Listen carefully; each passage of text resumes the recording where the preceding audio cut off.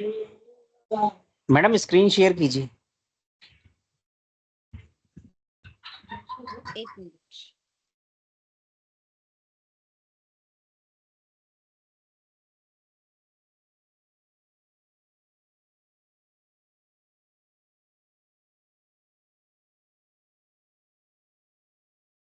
बताइए sir, screen visible है मेरी?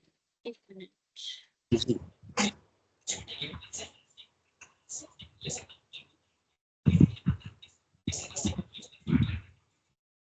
ठीक है मैडम, आप स्टार्ट कर सकते हैं।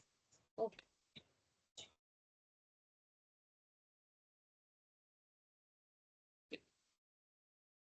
तो ओके, गुड इवनिंग एवरीबॉडी। तो हम यूनिट 2 कर रहे थे। यूनिट 2 ऑलमोस्ट हमारी कंप्लीट हो गई है, जस्ट एक टॉपिक बचा हुआ है। So we'll do that topic first and then we'll move to unit 3। तो आज हम यूनिट 2 कंप्लीट भी कर लेते हैं और यूनिट 3 पे भी पहुंच जाएंगे। तो पहले मैं बता देती हूँ हमने लास्ट वीक यूनिट 2 में क्या कंप्लीट कर लिया था। लास्ट वीक हमारा काफी प्रोडक्टिव सेशन रहा था। हमने दो मेजर टॉपिक्स किए थे। तो यूनिट 2 का एक मेजर टॉपिक हमने किया था STP analysis, segmentation targeting positioning analysis, जिसमें हमने टारगेट ऑडियंस, टारगेट मार्केट का डिफरेंस किया था। फिर हमने डिफरेंट बेसिस जो होते हैं, different types of target audience होती है, जैसे डेमोग्राफिक, इंटरेस्ट के बेसिस पे, purchase intention, psychographic, behavioural, geographic, technographic, customer journey के बेसिस पे, ब्रांड लॉयल्टी स्टेजेस के बेसिस पे, सोशल मीडिया बिहेवियर पे, लैंग्वेज, कल्चरल प्रेफरेंसेस, ये किए थे। फिर हमने डिसएडवांटेजेस भी किए थे, बिकॉज एडवांटेजेस तो सबको पता है टारगेट मार्केट के बहुत होते हैं। डिसएडवांटेजेस क्या होते हैं हमने वो किए थे। फिर इसका एनालिसिस करते कैसे हैं, उसके स्टेप्स क्या होते हैं, हमने एक एक करके वो स्टेप्स डिस्कस किए थे। We are not going to detail of that, but हमने स्टेप्स डिस्कस किए थे।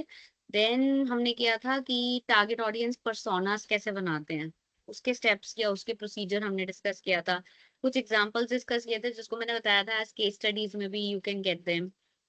देन सक्सेस कैसे मेजर करनी है, लास्ट टॉपिक था कि how do you measure your success, और कैसे you can be satisfied with STP analysis. तो एक हमने एसटीपी एनालिसिस किया था जो बड़ा टॉपिक था, तो एक तो वो वाला था। और दूसरा जो हमारा बड़ा टॉपिक था that was marketing mix analytics या मार्केटिंग मिक्स मॉडलिंग भी कह सकते हो। तो हमने ये थोड़ा सा टेक्निकल था, बट हमने इसको इजी लैंग्वेज में ब्रेक करके किया था। सबसे पहले इसका मीनिंग किया था, फिर इम्पोर्टेंस, फिर हमने डिस्कस किया था कैसे ही काम करता है, तो उसमें इंक्रीमेंटल फैक्टर्स क्या होते हैं, बेस फैक्टर्स क्या होते हैं, अदर फैक्टर्स क्या होते हैं। बेस कंपोनेंट जैसे सेल है, इंक्रीमेंटल सेल्स है, उसका डिफरेंशिएशन किया था। फिर इसी तरीके से volume, advertisement, trade promotion, pricing, distribution, ये सारी चीजें हमने उसमें डिस्कस करी थी। फिर लास्ट हमने इसमें टेक्निक्स डिस्कस करी थी कि अगर मार्केटिंग मिक्स मॉडलिंग किसी ने करना है या मार्केटिंग मिक्स का एनालिसिस किसी ने करना है तो क्या टेक्निक्स यूज कर सकते हैं। ये टेक्निक्स थियोरेटिकली आपको पता होना चाहिए, प्रैक्टिकल इनका नहीं है हमारे सिलेबस में, मैंने तब भी बताया था, अभी बता रही हूँ। सो रिग्रेशन, मल्टीपल रिग्रेशन होता है, लीनियर नॉन लीनियर ग्राफ्स हो सकते हैं, कंट्रीब्यूशन चार्ट्स हो सकते हैं, डीप डाइव्स का मतलब आर्टिफिशियल इंटेलिजेंस और मशीन लर्निंग को यूज करना है, एंड बजट ऑप्टिमाइजेशन। तो ये हमने लास्ट क्लास में डिस्कस किया था, मार्केटिंग मिक्स एनालिटिक्स क्या होते हैं और सेगमेंटेशन टारगेटिंग पोजीशनिंग एनालिटिक्स क्या होते हैं। सो अब हम इसको बंद कर देते हैं, ये हम ऑलरेडी डिस्कस कर चुके हैं। अब हम शुरू करेंगे लास्ट यूनिट, मतलब लास्ट टॉपिक जो हमारा सेकंड यूनिट का है, which is new product development वाला। एक तो वो डिस्कस करते हैं, और फिर अगर हमारे पास अब टाइम हमारे पास वो है वैसे, तो हम यूनिट 3 भी शुरू कर देंगे, जिसका हम आज एक टॉपिक करेंगे मार्केट बास्केट एनालिसिस। सो ये हमारा इससे पहले बिफोर आई स्टार्ट मैं क्वेश्चन पूछना चाहती हूँ, कोई डाउट है किसी का, पिछली क्लास में कोई टॉपिक पूछना है, या we are good to go? अगर we are good to go, तो you can give me a reaction that yes ma'am we are good to go. I don't think मेरे reactions जा रहे, oh जा रहे। So वो good to go है तो you can give me a reaction, yes, and we can start. चलो फिर शुरू करते हैं, let's not waste time. Okay, so अब हम शुरू कर रहे हैं लास्ट टॉपिक जो हमारा यूनिट 2 का है, which is new product development या new service product and service development. So कोई भी प्रोसीजर का डेवलपमेंट एंड डिजाइन जो होता है वो एक इम्पॉर्टेंट पीरियड है। तो स्टार्टिंग में ये लिखा है कि चाहे आप प्रोडक्ट की बात करो, सर्विस की बात करो, it's one of a very important point of time जिससे बिजनेस अपनी वैल्यू एंड वर्थ बढ़ा सकता है। तो ये फेज से बहुत फर्क पड़ता है, क्योंकि अगर यही फेज अच्छे से नहीं होगा तो इम्पैक्ट किस पे आएगा? इम्पैक्ट आता है इन चीजों पे। और वो क्या है? प्रोडक्ट का यूजेबिलिटी या सर्विस का यूजेबिलिटी, उसका एक्सेसिबिलिटी, डिजायरेबिलिटी, फिजिबिलिटी। मतलब वो ऑडियंस के बीच में हिट होगा या मिस होगा, ऑडियंस के बीच में सक्सेस होगा, फेलियर होगा, ऑडियंस से लाइक करेंगे, एक्सेप्ट करेंगे, नहीं करेंगे। वो सारी चीजों के जो आंसर्स हैं, जो एंजाइटी वाले क्वेश्चंस हैं हमारे, वो सारे उसी पे डिपेंड करेंगे कि आप उसको कैसे डेवलप कर रहे हैं और कैसे डिजाइन कर रहे हैं। सो इसीलिए जो ये टॉपिक है, new product development and new service development, ये बहुत इंपॉर्टेंट टॉपिक है, both from the point of view of product या सर्विस।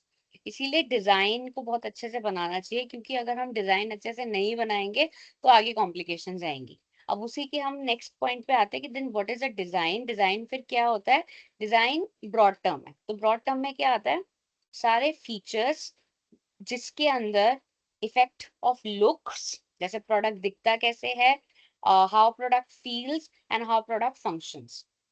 सो फील वाली बात वही आ गई, इमोशनल एस्पेक्ट वाली। लुक्स वाली बात आ गई, योर आईज जो सबसे फर्स्ट एक तरह से आप कह सकते हो सेंस ऑर्गन होगा जो प्रोडक्ट को पसंद करेगा। एंड देन रैशनल एस्पेक्ट भी आ गया, फंक्शंस। तो मैं इसमें एक, मुझे बस अभी पढ़ाते पढ़ाते एक बात याद आई थी। Hawkins,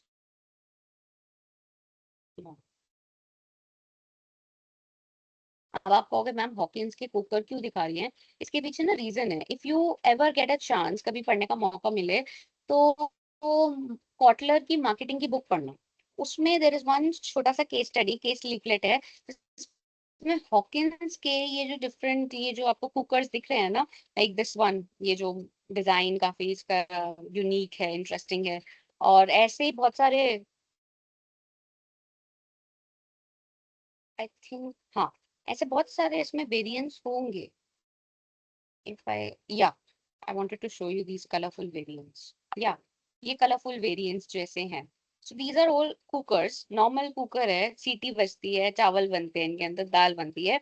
But you can see Hawkins, और आजकल तो वैसे हर ब्रांड बनाता है. But I am remembering Hawkins because वो मुझे कॉटलर की केस स्टडी याद आ गई. टोमेटो रेड के अंदर है, एप्पल ग्रीन है, मस्टर्ड येलो है.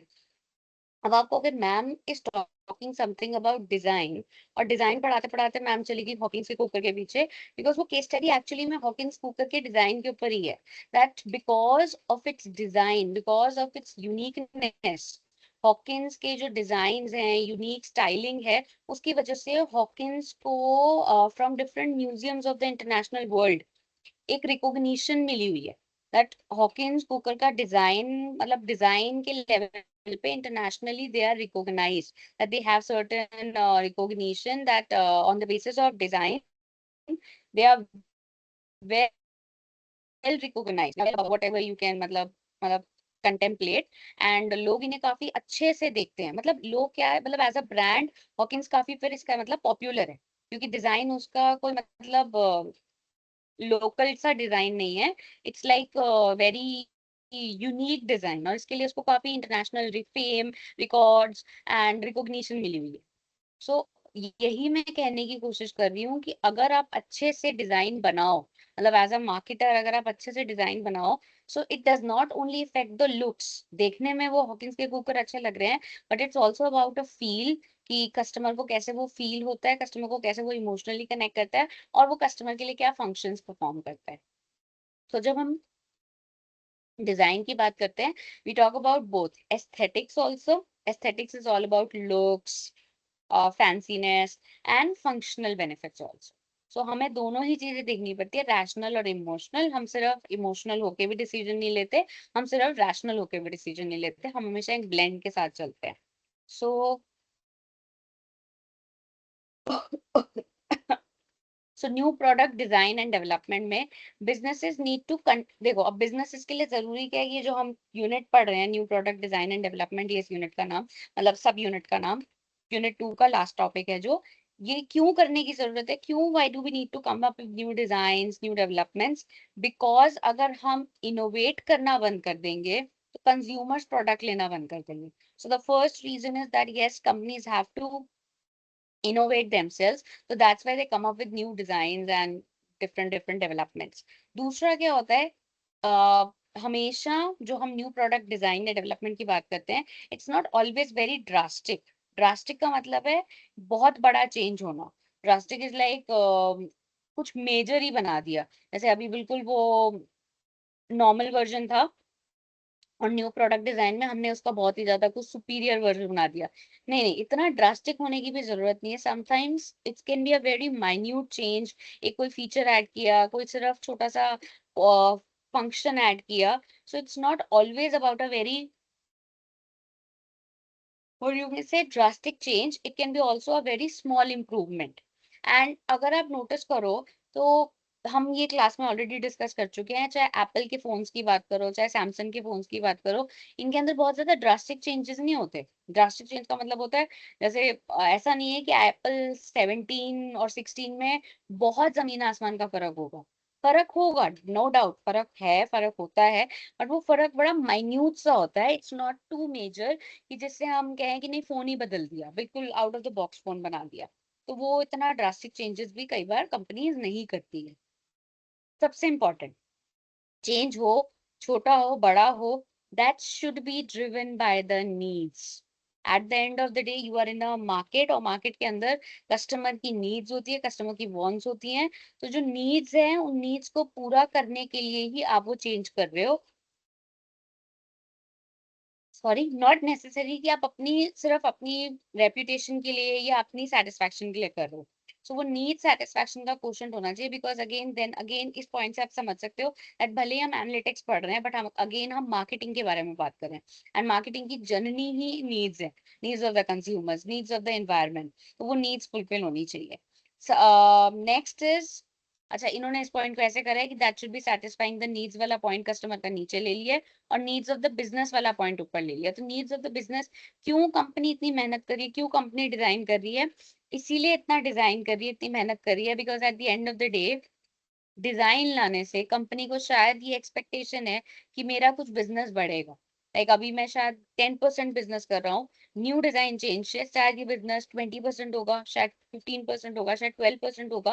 Because they have a hope of increase in business. और increase in business is a important need of the business. तो एक बिजनेस का एक मेन यू कैन से एक सोर्स है कि हाँ बिजनेस चलाना है तो कुछ ना कुछ ग्रो करना पड़ेगा, कुछ ना कुछ इनोवेट करना पड़ेगा. सो उस नीड को शायद हम फुलफिल करने की कोशिश कर रहे हैं. Last but not least, it is also required to maintain the market share. और कुछ नहीं तो अपना मार्केट शेयर मेंटेन करने के लिए तो एप्पल इसीलिए इतने सारे डिजाइन एंड डेवलपमेंट्स करता है बिकॉज एप्पल अपना मार्केट शेयर खोना नहीं चाहता. सो भले ही एप्पल का मार्केट शेयर लगाओ जैसे पूरे मोबाइल मार्केट शेयर के अंदर 10% हो या 10% से लेस हो या मे बी 20% से लेस हो, it's not always that you increase your market share. It's also very important that you maintain your market share. कि अगर 20% से शुरू किया है तो 20% ही रहे कुछ टाइम तक. क्योंकि अगर वो 20 की जगह एकदम ड्रास्टिकली 10 पे पहुंच जाएगा तो दोबारा 20 बनाना is not going to be very easy. तो इसीलिए आप कह सकते हो कि अब हमने जो पॉइंट्स अभी डिस्कस किए ये सारे पॉइंट्स है प्रोडक्ट डेवलपमेंट्स के ऊपर. अब यही पॉइंट्स हम सर्विसेज के लिए भी कर सकते हैं कि नई सर्विस को बनाने के पीछे कारण क्या होते हैं या क्या रीजंस होते हैं. तो सबसे पहला कारण होता है services are extremely intangible. Services को आप छू नहीं सकते, आप स्टोर नहीं कर सकते, आप महसूस नहीं मतलब महसूस कर सकते हो but you can not see them, touch them. वो वाला फीलिंग नहीं होता. तो क्योंकि सर्विसेज आर हाईली इंटेंजिबल, इनके अंदर आपको कुछ नोवेल्टी देनी ही पड़ती है. मतलब अगर आप नहीं करोगे इनोवेशन तो सर्विसेज बहुत ज्यादा मोनोटोनस हो जाएंगी, बहुत ज्यादा बोरिंग हो जाएंगी. लोगों को सर्विसेज बिल्कुल अच्छी नहीं लगेंगी क्योंकि सर्विसेज में और कुछ है ही नहीं करने के लिए. उसको आप स्टोर नहीं कर सकते, आप कुछ देख नहीं सकते, एक बस एक्सपीरियंस ले सकते हो. तो अगर आप हर बार वो एक्सपीरियंस बेटर बना रहे हो, उसमें इम्प्रूवमेंट्स डेवलपमेंट्स कर रहे हो, तो वो ज्यादा बेटर है than giving only one experience. Because एक एक्सपीरियंस से ऑडियंस भी कुछ टाइम के बाद बोर हो जाती है. Next is services can be customized. क्यों डिजाइन एंड डेवलपमेंट करने की जरूरत है? क्योंकि आप सर्विसेज को थोड़ा सा पर्सनलाइज्ड एलिमेंट में डाल सकते हो, कस्टमाइजेशन कर सकते हो। तो जहाँ कस्टमाइजेशन पॉसिबल है, इसका मतलब वहां पे आप थोड़ा बहुत निटी ग्रिटीज इधर उधर छेड़छाड़ कर सकते हो, थोड़ा सा पर्सनल टच डाल सकते हो। जैसे you see one type of services जो अब अभी रिसेंटली बहुत इवॉल्व हुई हैं, and these are like wedding photoshoots. तो wedding photoshoot started as a service, मतलब जब इनकी शुरुआत हुई होगी, to have been a very humble शुरुआत, बहुत छोटी सी शुरुआत हुई होगी कि ठीक है, there are people who want to get married and they come together and they want to get their pictures clicked, उस कॉन्सेप्ट से शुरुआत हुई होगी। बट नाउ तो ये कॉन्सेप्ट एक पूरा $multi-million इंडस्ट्री बन गया है। How people are actually spending lakhs and lakhs of rupees on getting their pre wedding shoots. अच्छा, उनको वो पहाड़ों वाला शूट कराना है, उनको शायद वो प्लेन्स वाला शूट कराना है, डिफरेंट ड्रेसेस में शूट कराना है, डिफरेंट लोकेशंस पे शूट कराना है, तो they go to locations also. इससे टूरिज्म एंड ट्रैवल भी बढ़ रहा है। Then they come up with different concept ideas, और जिस concept मतलब जिस particular photographer का उनको वो concept idea अच्छा लगता है, उसी को वो as a service बाय करना चाहते हैं। So what are we trying to do? That they are highly customized. तो customization तभी possible है जब आप न्यू डिजाइन एंड डेवलपमेंट्स करो। Then services can be explicit and implicit. अब एक्सप्लिसिट यहाँ पे का क्या मतलब है? एक्सप्लिसिट का मतलब है सर्विसेज का जो टेंजिबल पार्ट होता है, मतलब जो हमें महसूस जल्दी हो जाता है। तो सर्विसेज का टेंजिबल पार्ट क्या है? कितना टाइम लग रहा है। Just imagine you are waiting for a doctor, ठीक है, डॉक्टर की सर्विस तो यू कैन फील, बट वो जो डॉक्टर के लिए आप वेट कर रहे हो, दैट टाइम, सपोज 1 घंटा 2 घंटा 3 घंटा, वो टाइम तो चुभता है ना। So that time is explicitly felt in a service. Then उस डॉक्टर का एक्सपर्टीज, जो उसकी डिग्रीज वगैरह लगी होंगी, वो तो वो छुपा नहीं सकता ना। whatever degree, whatever profile, whatever certifications he or she is having, वो तो कहीं ना कहीं डिस्प्लेड होंगी। इसी तरीके से डॉक्टर कितना स्किल और एफर्ट लेता है, वो आपको उसके मतलब जो उसके मरीज हैं उनसे देख के पता चल जाएगा। that how much time he's taking with every patient, how he's handling the patients, कितना एफर्ट डाल रहा है, कितना मेहनत कर रहा है वो डॉक्टर। अगर वो सब कुछ एफर्ट और मेहनत करते हुए दिख रहा है, तो you will feel it that yes, ये अच्छा डॉक्टर है। सो ये एक्सप्लिसिट फैक्टर्स है सर्विस के। और इम्प्लिसिट फैक्टर्स क्या होते हैं? जो एक्चुअली में इट्स योर फीलिंग पार्ट। हो सकता है उस डॉक्टर का स्किल बहुत अच्छा है, एफर्ट बहुत अच्छा है, बट वो मुंह का बहुत कौड़ा है, वो बोलने से पहले सोचता नहीं है, मतलब किसी के सेंटिमेंट्स हर्ट हो जाएंगे या किसी के इमोशंस हर्ट हो जाएंगे। सो वो फीलिंग पार्ट बड़ा मिसिंग है। तो अगर जैसे ही वो फीलिंग पार्ट मिसिंग होगा, कहीं ना कहीं उसके सर्विस में वो प्रॉब्लम आ जाएगी। तो सर्विसेज के अंदर इसलिए भी डिजाइन एंड डेवलपमेंट करना जरूरी है, क्योंकि सर्विसेज को कंज्यूमर्स अलग तरीके से एक्सपीरियंस करते हैं। So it's not directly experience, it is experience through the explicit and the implicit parts. Then ये एक्सप्लिसिट और इम्प्लिसिट पार्ट्स को देखो, वही वाली बात जो मैंने अभी कंक्लूजन बोली, दोनों को एड्रेस करना चाहिए जब आप सर्विस प्रोवाइड करा रहे हो। तो इसी तरीके से स्किल, टाइम, ये सारी चीजें भी कंसिडर करनी चाहिए ना। अगर हम डिजाइन एक्सपीरियंसेस को देखें प्रोडक्ट और सर्विस का, तो आप देख सकते हो that product centric design is more driven with the product. तो जब हम प्रोडक्ट के ही इर्द गिर्द सारा एक्सपीरियंस प्रोवाइड कराना चाहते हैं, so that's generally a product centric design. और services के अंदर it would be more, you can say it would be more driven by experience मतलब you can say जब coming together, लोगों की इकट्ठे बैठना हो रहा है, लोगों का practical exchange हो रहा है, लोगों का बातचीत हो रही है। So service centric design is more about engagement, more about sharing, more about feedback, suggestions, discoveries, वो ज्यादा होता है। तो इन दोनों में एक ये भी फर्क होता है, दैट प्रोडक्ट आप काम चला सकते हो, that you get some raw facts, raw मतलब इंफॉर्मेशन, एंड उसको वैलिडेट करके you can have a product get going. But services के अंदर it's more about experience, more about collaboration, more about sitting together, more about knowing together, and then only आप उसे एक अच्छी service के दायरे में मानते हो। सो अब अगर हम इनका डिफरेंस देखें, तो generally definitely product design are tangible, services are intangible. Product design को आप स्टोर करके रख सकते हो, इनको स्टोर करना बहुत मुश्किल है, they are highly perishable. Quality control data के साथ आप प्रोडक्ट के अंदर कर सकते हैं, बिकॉज प्रोडक्ट में यू सी एक चीज भी मैन्युफैक्चर हो रही है, तो वो एक एक पीस तो मैन्युफैक्चर होता नहीं, thousands of pieces get manufacture. तो वो थाउजेंड्स ऑफ जो भी प्रोडक्ट्स मैन्युफैक्चर हो रहे हैं, उसका आप क्वालिटी कंट्रोल रख सकते हो। सिमिलरली सर्विसेज के अंदर क्वालिटी कंट्रोल डायरेक्टली नहीं होता, it's more driven by the experience of the service provider. तो जनरली आप लोगों ने एक शायद बात सुनी होगी, जो डॉक्टर जितना पुराना होता है, उस पर उतना भरोसा होता है। So it's like driven by their experience. So the moment a doctor is very old, उसका experience ज़्यादा है, the moment you trust that particular person more than a younger doctor, तो वो उसके टाइम के साथ आया, एक्सपीरियंस के साथ आया. जनरली प्रोडक्ट डिजाइन में हम आउटपुट ओरिएंटेड ज्यादा रहते हैं, सर्विसेज के अंदर हम आउटकम ओरिएंटेड ज्यादा रहते हैं. दोनों में फर्क है. आउटपुट इज जो आपको मिल रहा है, जबकि आउटकम इज जो रिजल्ट रहेगा लास्ट में जो होगा.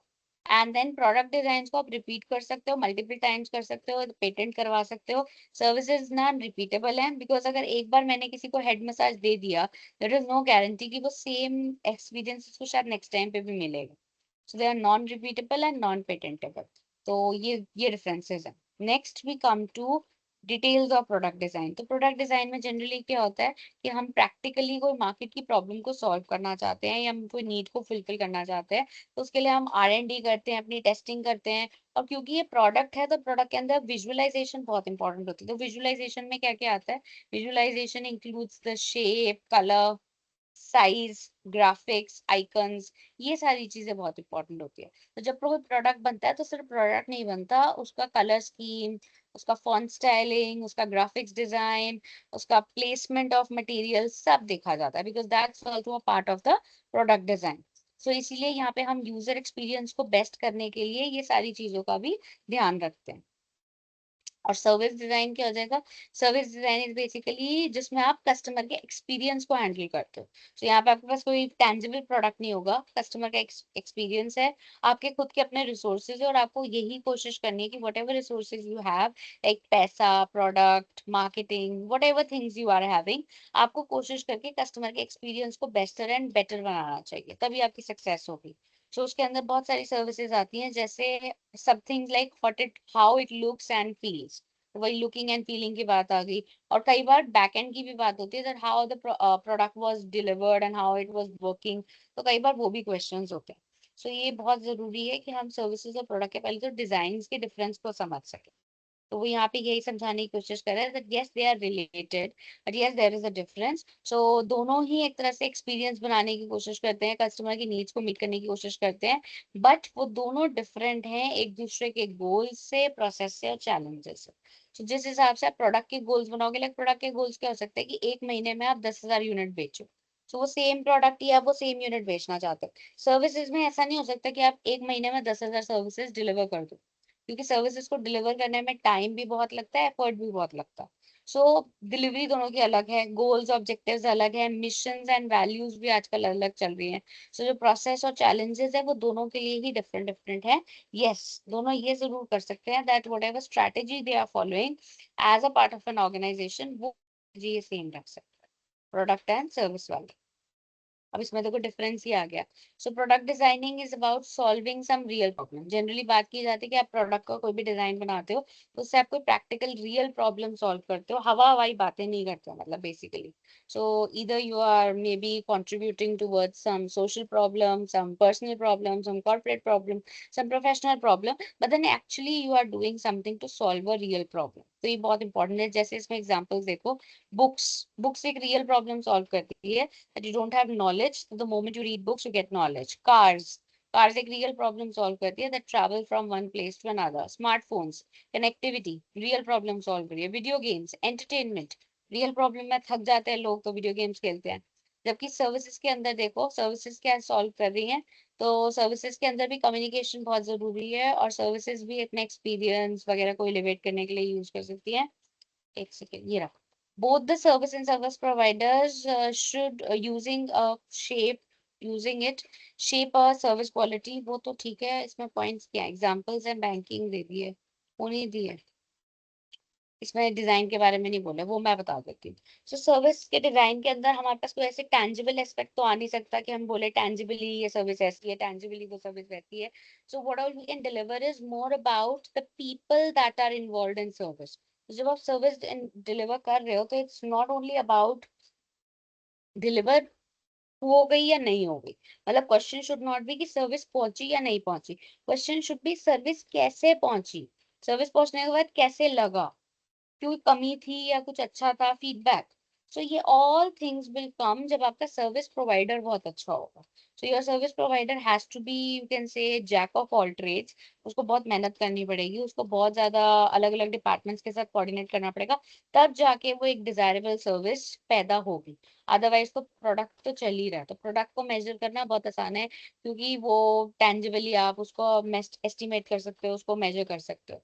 तो सर्विसेज के यहाँ पे एग्जांपल्स हैं लाइक बैंकिंग, एजुकेशन। अब आप एग्जांपल लो बैंकिंग का ही, so you feel like going to a bank, जिस बैंक में आपकी सुनवाई होती है, मतलब जिस बैंक में आपको वो सुनते हैं, पूछते हैं, आपकी रिस्पेक्ट करते हैं, so you feel like going. But अगर एक बैंक है जहाँ पे स्टाफ भी बहुत रूड है and they are not even bothered कि आप किस काम के लिए आए हो, क्यों आए हो, and just treating you sir like something, कि एक भीड़ की तरह हो आप, तो that's not a good service. और डेफिनेटली आप उसे अवेल करोगे बट नॉट लाइक दिस। तो हो सकता है आप अगली बार कभी बैंक जाना ही ना पसंद करो, आप कहोगे मैं तो फोन से ही कर लूंगा, मैं तो फोन से या लैपटॉप से ही कर लूंगा, वो ज्यादा बेटर है than going over there and getting humiliated. तो एक वो फर्क हो सकता है। Then we have processes. तो प्रोडक्ट डिजाइन के अंदर जो प्रोसेस होते हैं उसमें क्या होता है, जनरली डिजाइन थिंकिंग। पहले सोचो कि how you want to have that, जो भी आप मतलब अपने माइंड में, जैसे आपने सोचा कि मेरे को एक ब्रिज ही पार करवाना है, तो वो ब्रिज कैसा होना चाहिए, उसका डिजाइन थिंकिंग, उसके टूल्स, उसके स्केचेस बनाना, कोई वायर फ्रेम प्रोटोटाइप्स बनाना, मतलब बेसिकली जो भी आपके मन में चल रहा है उसको एक तरह से कुछ आइडिएशन देके कुछ साक्षात्कार बनाना। और सर्विसेज से अंदर डिजाइन में क्या होता है, जनरली यू कैन सी एक विजन देखना, क्योंकि सर्विसेज आर इंटेंजिबल, तो आप उसको टेंजिबली ऐसे टच टच करके तो नहीं देख सकते, बट एक विजन प्रोवाइड कराना और उस विजन को इम्प्लीमेंट भी कराना। तो इसमें जनरली आप क्योंकि ये विजन से इंस्पायर्ड है, तो आप कुछ लोगों की जर्नीज देख सकते हो, लोगों पर्सनल लोग, जैसे अमिताभ बच्चन हो गए, उनकी जर्नी कैसे रही, बिग बी हो गए, सॉरी शाहरुख खान हो गए, बिग बॉस का वो सलमान खान हो गया, any kind of thing. So you can have a look at that कि कस्टमर की जर्नी कैसे रही, उनका विजुअलाइजेशन कैसी थी, उनका फीडबैक कैसा था। और अगर कोई प्रोटोटाइप है तो you can also go with prototype. Then challenges, देखो प्रोडक्ट का सबसे बड़ा चैलेंज क्या आएगा, सबसे बड़ा चैलेंज आएगा प्रोडक्ट की टेक्निकल लिमिटेशंस। ये बहुत बड़ा चैलेंज होने वाला है, ये कॉम्प्लेक्स प्रोडक्ट। देखो हर प्रोडक्ट सिंपल भी नहीं होता, like I always tell my students, ये चैट जीपीटी वगैरह तुम्हें जितना आसान लगता है ना, दैट्स ओनली आसान टिल अ पॉइंट। एक पॉइंट तक आसान है, उसके बाद तो even handling these things become a task, because जो हम एक्सपेक्ट कर रहे होते हैं ना, sometimes they don't give the response with that. Like अगर मैं अपने किसी स्टूडेंट के ही जैसे किसी डॉक्यूमेंट का एक समरी मांगू ना, तो वो इतनी पूरी समरी बना के देता है कि उससे बेटर तो मुझे लगता है शायद बच्चा खुद टूट फूट के लिख लेता। Because obviously there is a gap between what I as a teacher expect from a student of XYZ class and what ChatGPT can do. ChatGPT की अपनी बुद्धि है, वो अपनी बुद्धि से काम कर रहा है, मैं ये नहीं कह रही उसकी बुद्धि खराब है, पर उसकी अपनी बुद्धि है। देर आर टेक्निकल लिमिटेशंस जब कई बार हमें प्रोडक्ट डिजाइन में कुछ चीजों को हैंडल करने में होती हैं। इसीलिए हम एक team of software developers, marketers, stakeholders बना के चल रहे हैं, जो आपस में बैठेंगे और डिस्कस करेंगे कि how we are going to regulate the product system. और यही रेगुलेशन आप यूनिट 4 में भी थोड़ा सा पढ़ोगे, तो यूनिट 4 में यू हैव रेगुलेशंस वगैरह वाली बात। और सर्विस डिजाइन के अंदर चैलेंजेस क्या आते हैं, सर्विस डिजाइन के अंदर सबसे बड़ा चैलेंज आता है एक्सपेक्टेशंस। लोगों की एक्सपेक्टेशंस कई बार इतनी बढ़ जाती है, और कई बार इतनी बढ़ जाती है, बढ़ का मतलब है यहाँ पे अनएक्सपेक्टेड एक्सपेक्टेशंस हो जाती हैं। अनएक्सपेक्टेड एक्सपेक्टेशंस का मतलब है, जैसे एक्सपेक्ट करना कि कंपनी आपका बिल भी दे देगी, एक्सपेक्ट करना कि कंपनी आपको रिमाइंडर्स भी दे देगी। So sometimes you take things for granted and you become very demanding in terms of certain services also. तो वो जब expectations बहुत ज्यादा बढ़ जाती है ना, तब सर्विसेज को मेंटेन करना, बिकॉज ये पार्टनर्स होते हैं वो अलग अलग लोगों के साथ कोलैबोरेशन रख के करना चाहते हैं, क्योंकि कोलैबोरेशन में फायदा ये होता है that when you go solo तो आप ही को सब करना पड़ता है। So good things also your side, bad things also your side, but when you do in a group joint, तो कोलैबोरेशन की वजह से इवन सर्टेन जो आपकी मिस्टेक्स होती हैं वो थोड़ी सी हैम्पर नहीं होती, मतलब वो इग्नोर हो जाती है। सो कोलैबोरेशन इज मस्ट, तो इसलिए सर्विसेज के लिए बेस्ट है कि आप कोलैबोरेट करो। Next is when should you use, या अब नेक्स्ट क्वेश्चन ये आता है कि हम प्रोडक्ट डिजाइन भी पढ़ रहे हैं, हम सर्विस डिजाइन भी पढ़ रहे हैं। So when do we decide कि हम प्रोडक्ट ही यूज करेंगे, सर्विस नहीं यूज करेंगे, या फिर हम सर्विस ही यूज करेंगे, प्रोडक्ट नहीं यूज करेंगे। सो इसका कोई डेफिनेटली क्लियर कट आंसर नहीं है, बट येस, प्रोडक्ट डिजाइन हम जनरली तब क्रिएट यूज करते हैं या तब पुट टू यूज करते हैं जब कोई प्रोडक्ट फिजिकली बहुत इंपॉर्टेंट, सो मतलब फिजिकली बहुत इंपॉर्टेंट है, मतलब उसका टेंजिबिलिटी बहुत इंपॉर्टेंट है।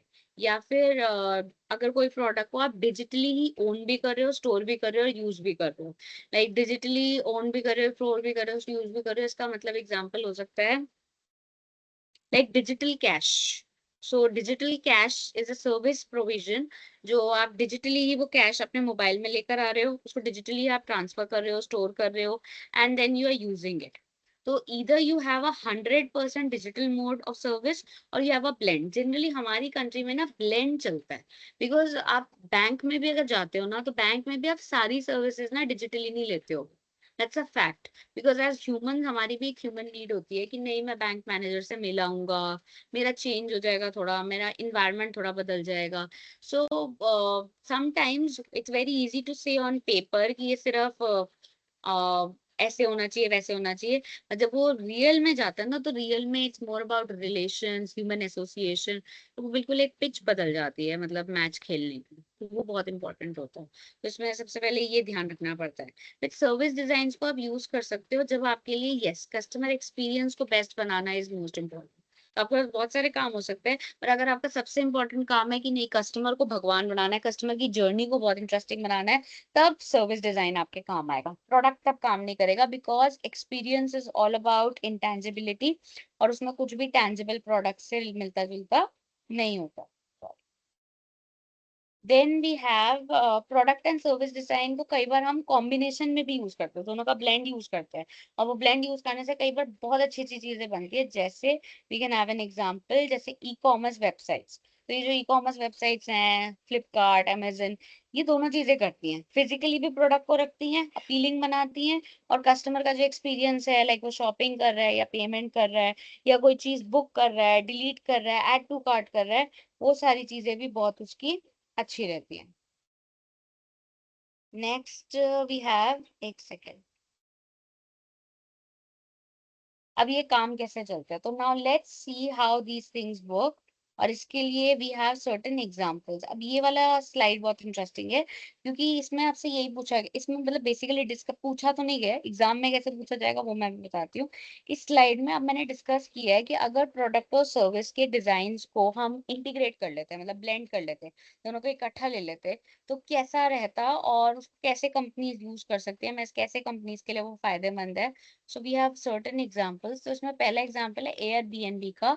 जो ये देखो, अब ध्यान से देखो, that it's majorly a product जो एक सर्विस प्रोवाइड करवाता है।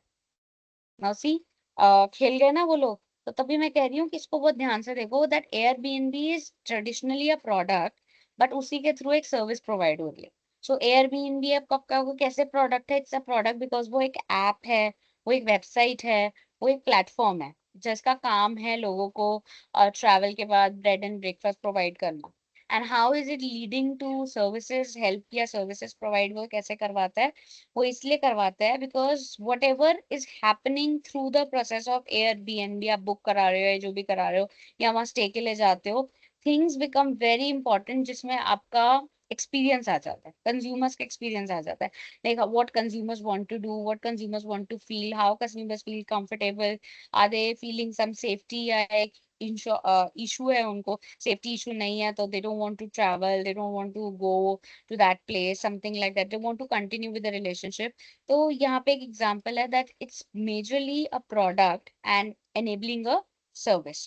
फिर दूसरा इसमें एग्जांपल क्या है, स्पॉटिफाई का, which is majorly a service जो प्रोडक्ट्स पे रिलाई करती है। अब आप कहोगे मैम स्पॉटिफाई कैसे प्रोडक्ट पे रिलाई करती है, स्पॉटिफाई तो इज ऑल अबाउट गाना बजाना एंड ऑल दोस थिंग्स। सो ये स्पॉटिफाई एक सर्विस है, सर्विस में जिसमें आप गाने सुन सकते हो, पॉडकास्ट सुन सकते हो, वीडियोस को सुन सकते हो, but how it is relying on products, because जब आप स्पॉटिफाई सुनते हो तो सुनने के लिए तो यू टेक सम डिवाइस ना। अब वो डिवाइस क्या हो सकता है, may be your mobile phone, that could be the device, your laptop could be the device, your external speakers या Amazon Alexa वाला could be a device। तो वो devices के ऊपर depend करना चाहिए। So not only the sound quality from Spotify app should come very clear, but also जो product आप use कर रहे हो, supplementary information आप use कर रहे हो, वो भी बहुत बढ़िया होना चाहिए, then only things will go मतलब together। सो एक दोनों को मिलके एक फन एक्सपीरियंस बनाना चाहिए, जिसमें म्यूजिक भी हो, कल्चर भी हो, and all things are very lucrative for everybody. फिर Uber क्या है? It's a product that has transformed the service. Again, Uber is a product. Why is it a product? Because it's an app. So Uber is not something जो आप own करके या store करके रख सकते हो. It's an app. तो जैसे ही आप उस ऐप पे जाते हो, प्लेटफॉर्म पे जाते हो, वो आपको एक सर्विस प्रोवाइड करता है, which service is cab provision. Cab चाहिए, ऑटो चाहिए, रिक्शा चाहिए, बाइक चाहिए, स्कूटी चाहिए, सो वो आपको वो प्रोवाइड कराता है. और ऑब्वियसली इस पूरे प्रोसेस के अंदर कोशिश यही की जाती है that standard safety should be followed. Feedback लेना चाहिए और कोई ऐसी दिक्कत नहीं आनी चाहिए ताकि लोग ट्रैवल करने से घबराएं या ट्रैवल करने का उनका मन ना करे. So how many people understood till here? जहां तक अभी तक पढ़ा है वहां तक किस चीज को समझ आता है? फिर हम आगे अभी और डिस्कस करते हैं. Can give me a reaction अगर समझ आए. ओके.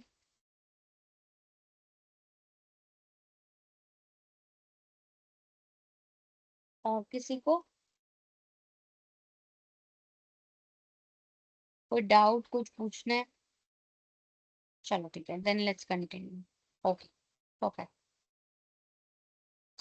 तो अब हमारे पास नेक्स्ट टास्क क्या होगा?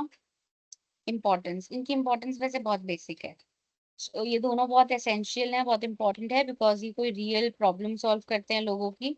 सो real problem solving, real things at work you can say. Then ये ह्यूमन अप्रोच को यूज करके अपना जो भी सर्विस है, प्रोडक्ट डिजाइन है, उसको बेटर एंड बेटर बनाते हैं, by and by better and improved. Cheaper बनाते हैं, लेस रिस्की बनाते हैं. तो ये भी इंपॉर्टेंट है कि सर्विस जब इम्प्रूव हो रही है, so things are like you can see yourself कि कोई भी चीज का अगर प्रोडक्ट या सर्विस दे, लाइक आप ईवीज का एग्जांपल लो. ईवीज में कितना इम्प्रूवमेंट हुआ है over the past years, because जब वो स्टार्टिंग में ईवीज आए थे तो देवर ऑल्सो केसेस कि वो ऐसी बैटरीज फट रही थी, आग लग रही थी. So people were like so scared कि हम कैसे इसमें बैठेंगे. But by and by they have made changes in the design specifications of EV. They have made changes in the chemical specifications of EV. They have made EVs more customer friendly by actually making ads जिसमें बच्चे भी use होते हैं. तो आप एथर का add देखो तो उसमें डेफिनेटली यंगस्टर्स हो सकते हैं, बट किड्स यूज होते हैं. किड्स बोलते हैं लाइक ये स्कूटर बहुत अच्छा है, ये इलेक्ट्रॉनिक है, ये मेरे को दोस्तों से मिलाता है, इसमें मैं सामान भर सकता हूँ. सो इमोशनल पिच वो यूज कर रहे हैं बट एक प्रैक्टिकल एड के साथ. सो समथिंग लाइक दैट वो भी हो सकता है. फिर इसके अलावा इन द एंड जो भी ये प्रोडक्ट और सर्विस का डिजाइन वगैरह चेंज करते हो, सबसे ज्यादा फायदा ऑब्वियसली बिजनेस को होता है, क्योंकि बिजनेस के हिसाब से वो उस रास्ते पे है जिस रास्ते पे आप कस्टमर की नीड्स को सेटिस्फाई कर सकते हो, कस्टमर की वांट्स को सेटिस्फाई कर सकते हो. और अगर आप एक कस्टमर की नीड एंड वांट को सेटिस्फाई कर सकते हो, so then that means you are a good businessman. You are doing something right for the society. You are not on the wrong path. So ये इसके कुछ मोटे मोटे फायदे हैं. और कंक्लूजन के पॉइंट ऑफ व्यू से अगर मैं मतलब ये इन नीड्स वगैरह को अगर क्लोज करना चाहूँ, तो सबसे पहला कंक्लूजन यही होगा कि yes, design changes are required, चाहे वो प्रोडक्ट में हो चाहे वो सर्विसेज में हो. क्योंकि अगर आप चेंजेस नहीं करोगे तो टाइम्स चेंज होने के साथ फीचर्स बदलते हैं, सर्विसेज के एस्पेक्ट्स बदलते हैं, यूटिलाइजेशन बदलता है. तो वो सारी चीजें वर्क नहीं करेंगी अगर आप ये चीज को चेंज करना बंद कर दोगे. That's why you have to keep up making changes so that customers can stay updated. अब इसी में जब हम new product design and development करते हैं, तो देर इज दिस टॉपिक या क्वेश्चन आप कह सकते हो कि न्यू प्रोडक्ट डेवलपमेंट के स्टेजेस क्या होते हैं या प्रोसेस क्या है. सो इसको मैंने अब यहाँ पे इसमें लिखा है कि that what is the stages and what is the process of a new product development. तो देखो, न्यू प्रोडक्ट बनाने के ना दो तरीके हैं और वो बड़े सरल तरीके हैं. एक है आप स्टार्टिंग से शुरुआत करो, जिसको हम अभी बोल रहे हैं न्यू प्रोडक्ट डेवलपमेंट. तो लग जाओ बिल्कुल जीरो से और एक हीरो प्रोडक्ट बनाओ. एक तो वो चीज है जो जनरली आमतौर पे हर बंदा आजकल करना चाहता है. और जो दूसरा आसान तरीका है वो है एक्यूजिशन. एक्यूजिशन आप कहोगे अब कैसे आसान है या मतलब सरल है? वो इसलिए आसान है, इसलिए सरल है, बिकॉज उसमें आपको एक्चुअली किसी को नहीं देखना. आपको अपनी ही स्टडी करनी है और आपको ये देखना है कि अगर मेरे पास जो रिसोर्सेज हैं, मैं उन रिसोर्सेज से किसी और को कैसे एक्वायर कर सकता हूँ. तो जस्ट इमेजिन लाइक एक तो हो गई mango Frooti, fresh and juicy. तो वो बहुत साल पुरानी है, ठीक है. फिर एक कोई नई ड्रिंक आई है, नई drink like may be mango pulp करके कुछ आई है. अब मैंगो पल्प वाले को तो ये समझना पड़ेगा ना that what are the reason जिसकी वजह से मैंगो फ्रूटी बहुत मतलब सक्सेस में जा रही है और मैं नहीं जा पा रहा. तो वो इसके लिए वो क्या कर सकते हैं, वो अपना डीप डाउन एनालिसिस कर सकते हैं, वो शॉर्टकट स्टडीज कर सकते हैं। लाइक वही मैंगो जो उनका पल्प ड्रिंक है, उसको वो लोगों को as promotion, sales promotion sale कर सकते हैं। वो मे भी लोगों का फीडबैक ले सकते हैं। So it's not always about कि आप खुद ही बनाओ, आप एक्वायर करके भी बना सकते हो। लाइक आपको पता चल जाए कि वो XYZ कंपनी है, वो भी इसी एरिया में काम कर रही है, वो भी इसी चीज को बनाना चाहती है, तो वो भी बनाना चाहती है, मैं भी बनाना चाहता हूँ, और आपके पास फंडिंग है कि आप उसे दे सको, तो आप वहां जाके उसको फंड कर सकते हो, उसको दे सकते हो, और वो आपको वो सारी जो भी टेक्नोलॉजी वगैरह है वो दे देगा। So it involves like buying a patent license to product to produce somebody else. However, new product development बहुत important है, क्योंकि इसके अंदर आप कह सकते हो हम कई बार ओरिजिनल प्रोडक्ट्स बनाते हैं, बेसिक प्रोडक्ट इम्प्रूवमेंट्स बनाते हैं, कुछ ऐसी प्रोडक्ट मॉडिफिकेशंस बनाते हैं, कुछ ऐसी नई ब्रांड्स बनाते हैं जिसकी वजह से एक मतलब मार्केटिंग को एक अस्तित्व मिलता है। So yes, new product development बहुत इंपॉर्टेंट है। अब हम इसके स्टेजेस को देखते हैं, या दीज आर द स्टेजेस। तो जब आपको एक क्वेश्चन आए न्यू प्रोडक्ट डेवलपमेंट का, सो आई वुड वांट कि आप ऐसे मतलब नॉट एग्जैक्टली ऐसे ही कि आपको सर्कल बना के ही दिखाना है। You can go with a vertical flow, like new product development की स्टेजेस अगर मैं आपको दिखाना चाहूँ तो।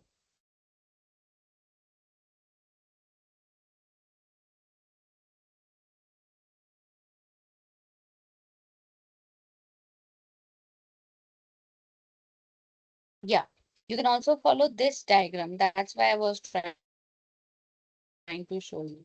So एक डायग्राम तो आपने देख लिया, which is in my notes and PPT आपको जो मिलेगा सर्कुलर डायग्राम है, but not everybody is too good with circles. So if you are not too good with circles, you can also have a flow chart form. Step 1, 2, 3 जो भी आपके steps हैं, and you can write like this. तो आपकी एक sheet पे तो ये डायग्राम ही आ जाएगा पूरा न्यू प्रोडक्ट डेवलपमेंट का, और दूसरी जो आपकी शीट्स होंगी उस पे you can do one explanation with examples. तो आपका काफी अच्छा एक लेंथ ऑफ आंसर क्रिएट हो जाएगा। इसमें न्यू प्रोडक्ट डेवलपमेंट भी आ जाएगा, उसके फीचर्स भी आ जाएंगे, मतलब उसके डिफरेंट सब पॉइंट्स भी आ जाएंगे, डायग्राम भी आ जाएगा। तो it will become a very good answer from your side.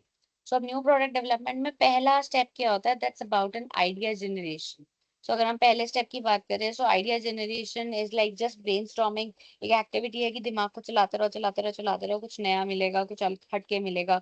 So generally आप ब्रेनस्टॉर्मिंग करने के लिए या आइडिया जनरेशन के लिए you can do it with in the company.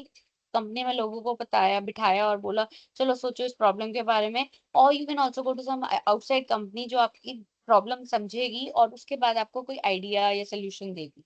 So now आप कहोगे मैम जब हम खुद ही कर सकते हैं, then why go to an outsider. Exactly यही पॉइंट है कि अगर आप उसे खुद करना चाहते हो तो आपकी कॉस्टिंग नहीं लगेगी।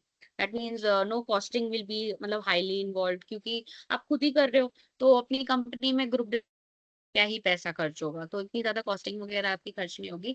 But then if you get it done by a professional, तो आइडिया आइडिया जनरेशन में ही आपके पैसे लग जाएंगे, बिकॉज वो जो भी एक्सटर्नल होगा, जो भी मतलब एक्सपीरियंस प्रोफेशनल होगा, फ्री में तो वो करेगा नहीं।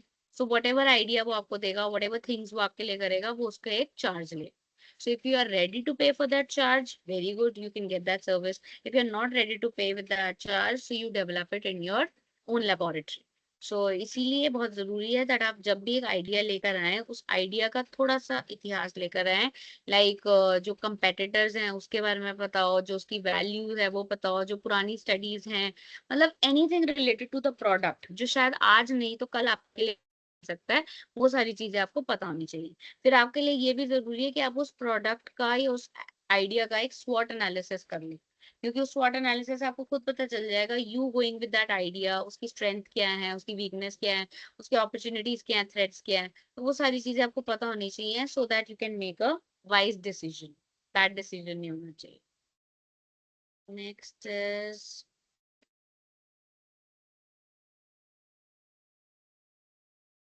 अब आइडिया जनरेट हो गया, सपोज आपने इधर उधर भाग दौड़ करके बहुत दिमाग चला के एक आइडिया निकाल भी लिया, but then what will happen, ये आइडिया जो भी आपने निकाला है ये सेकंड स्टेज पे जाता है जिसको हम स्क्रीनिंग बोलते हैं।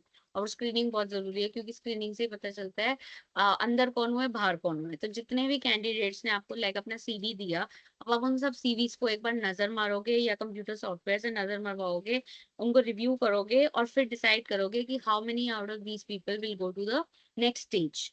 तो दैट्स नथिंग बट एक आइडिया की स्क्रीनिंग होना, मतलब आइडिया सेलेक्ट होगा या फेल होगा या ड्रॉप होगा, वो वाली बात कह सकते हो। तो जब भी आइडिया आता है तो मन में बहुत सारे ख्याल आते हैं, अगर ऐसा नहीं हुआ तो, वैसा नहीं हुआ तो, सिलेक्ट हुआ तो, एक्सेप्ट हुआ, रिजेक्ट हो, तो वो आइडिया स्क्रीनिंग से आप कह सकते हो that that can become subsided.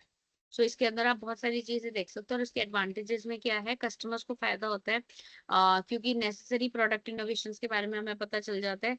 Screening अगर कंपनी के अंदर ही की जाए तो सबसे बेस्ट होती है, और स्क्रीनिंग करने के भी अलग अलग तरीके होते हैं। लाइक पता नहीं आप लोगों ने कभी पढ़ा नहीं पढ़ा, मार्केटिंग में alpha test, beta test, gamma testing होती है। तो अल्फा टेस्टिंग इज लाइक जहाँ प्रोडक्ट बन रहा है, मैन्युफैक्चरिंग स्पेस पे है, वहीं उसकी टेस्टिंग हो जाती है। मतलब जैसे अभी ये मोबाइल फोन बना, इसको यहीं पे फोड़ के देख लेंगे, मतलब जैसे उससे हथौड़े से मार के देखेंगे ये कितना रेजिस्टेंट है। जैसे हम बोल रहे हैं ये बहुत रेजिस्टेंट है, नीचे गिरने पे भी नहीं टूटेगा, तो वो टेस्ट होना चाहिए ना कि चलो नीचे ना गिरेगा, कोई हथौड़े से मारे तब क्या होगा। सो स्क्रीनिंग, तो अगर वो आइडिया वहीं फ्लॉप हो जाए, लाइक वो मतलब बम फटने की जगह फुसी हो जाए, चले ही ना हो, कुछ मूवमेंट ही ना हो, so that becomes a very dull idea, flop idea। तो वो यहाँ पे यही कह रहे हैं that you can have both the things। Similarly यहाँ पे देखो एक ऑटोमोबाइल का भी एग्जांपल है, और ऑटोमोबाइल मैन्युफैक्चरर में evaluate the EV vehicles before manufacturing. Obviously EV बोलना बहुत आसान है, उसको मैन्युफैक्चर करना, उसके लिए रिसोर्सेज लेकर आना बहुत मुश्किल है। So that can only be done अगर आपके पास सारे अवेलेबल रिसोर्सेज हैं, अगर आप अफोर्डेबिलिटी पे बिलीव कर सकते हो, और अगर आप कस्टमर्स को अपील करना चाहते हो। और ये सारी ही चीजें जनरली महंगी चीजों में नहीं हो, क्योंकि जब कस्टमर कोई ये बच्चा है और वो यूजी का पीजी का बच्चा है और वो बहुत छोटा है, अभी फैमिली से दूर रह रहा है, somewhere like in may be Congress में रह रहा है या कहाँ रह रहा है, तो उस केस में आप बेटर नहीं है कि आप कस्टमर को और फैंसी चीजें दिखाओ। बेटर ये है कि कस्टमर को आप जो रिक्वायर्ड चीजें हैं, जो आप कह सकते हो बेसिक मिनिमम बेयर रिक्वायर्ड है, वो चीजें दिखाओ, ताकि कस्टमर की नीड्स पूरी हो सके। So first was idea generation, एक आइडिया लेकर आओ, और सेकेंड इज उस आइडिया को स्क्रीन करेंगे, देखेंगे कि वो रखने लायक है या नहीं। Third will come concept development and testing. अब आप अगर आपने पहले की दो स्टेजेस पास कर ली हैं, तो वो आपका कॉन्सेप्ट डेवलप होगा, मतलब अब आप बता सकते हो लोगों को कि आप क्या कर रहे हो। लाइक कोई एग्जाम्पल, क्या कर रहे हो, लाइक शार्क टैंक में ही अगर आप देखो तो बहुत सारे कंपनीज वाले आते हैं, so they come up with different ideas. किसी का आइडिया क्या होता है, किसी का आइडिया होता है लाइक मैं एक आइडिया से ही समझाना चाहती हूँ, या वो वाटर वाली प्रॉब्लम हमने डिस्कस करी थी कि जनरली जो भी ये मेट्रो सिटीज है ना, इसके टैप वाटर में मिनरल्स एंड सॉल्ट्स का कंटेंट बहुत ज्यादा होता है। तो अगर वो मिनरल एंड सॉल्ट्स का कंटेंट इतना ज्यादा होता है ना, तो generally people face a problem कि उनके बालों के अंदर वो सारा मिनरल एंड सॉल्ट बहुत ज्यादा बढ़ जाता है, and then they are not able to get them out of it, और उसकी वजह से हेयर फॉल, डैंड्रफ, बहुत सारी प्रॉब्लम्स शुरू होती हैं।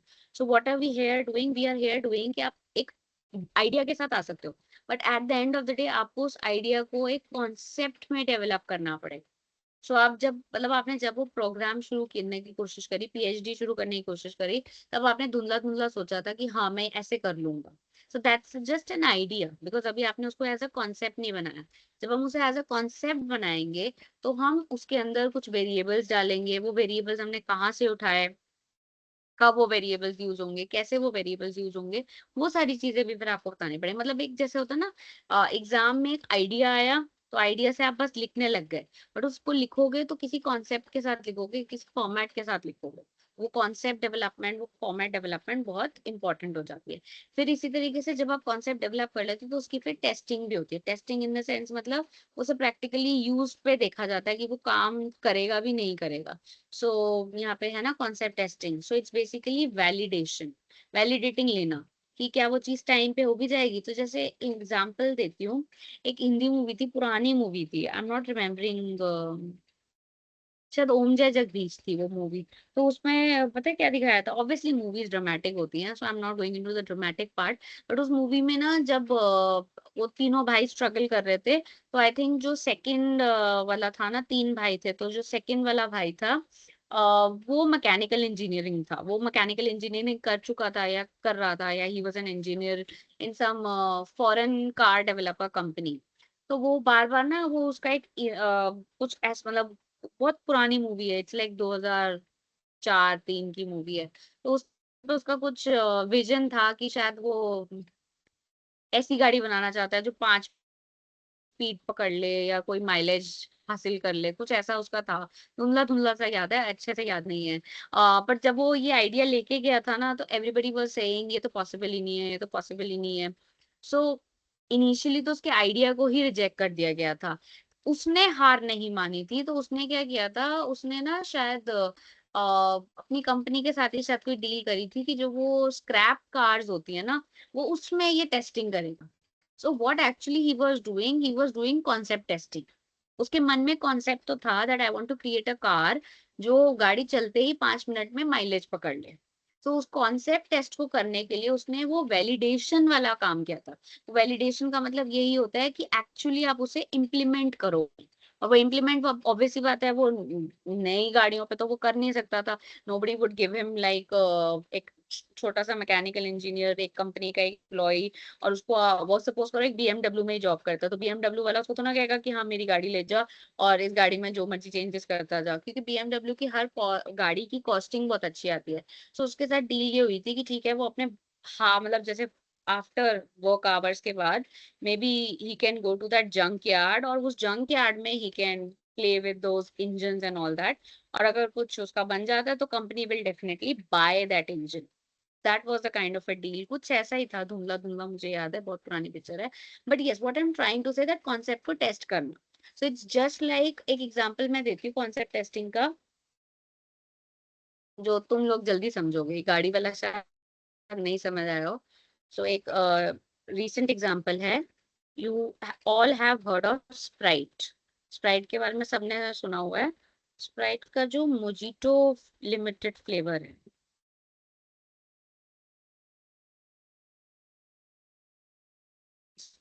नहीं आ रहा, लिमिटेड एडिशन आया है यार, इसमें क्यों नहीं आ रहा, दिख नहीं रहा, मतलब उठा नहीं रहा है क्या? या तो ये इंस्टाग्राम पे तो आ रही है, अब आई डोंट नो इमेजेस आएंगी या नहीं आएंगी। या this is the one. So I am not on Instagram, मेरे लैपटॉप में इंस्टाग्राम नहीं है, बट या this is the one. So what I am trying to say basically, ये कॉन्सेप्ट वैलिडेशन है। एवरीबडी नोज स्प्राइट, सब स्प्राइट को जानते हैं, Sprite is a old brand. Sprite नई ब्रांड नहीं है, स्प्राइट को कोई वो रिकॉग्निशन की जरूरत नहीं, कोका कोला की ब्रांड है। बट अगर स्प्राइट कोई नया फ्लेवर बना रहा है, तो जैसे वो यहाँ पे एक्चुअली बना रहे हैं, तो उसने ये मोजितो का फ्लेवर बनाया है, सो दैट कैन जो आई है मार्केट में, that can has come up under the heading of limited edition. तो वो अभी उसको ना फुल फ्लेज लेके भी नहीं आ रहे हैं, उन्होंने कैन के ऊपर ही लिख दिया लिमिटेड एडिशन। और वो क्यों लिमिटेड एडिशन में लाया, नाउ आई वाज थिंकिंग कि अगर कुछ नई चीज लाए हैं तो फिर लिमिटेड एडिशन क्यों लाए हैं, बड़ा करके ले आते, कुछ लार्ज स्केल पे ले आते।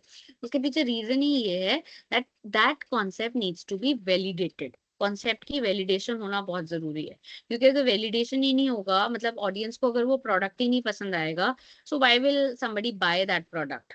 तो वो वैलिडेशन बहुत जरूरी है, एक एक्सेप्टेंस होना बहुत जरूरी है। सो यहाँ पे वही चीजें हैं कि बेसिकली इसमें आई थिंक एक स्पोर्ट्स वेयर का एग्जांपल दिया है, लाइट शूज बनाने का।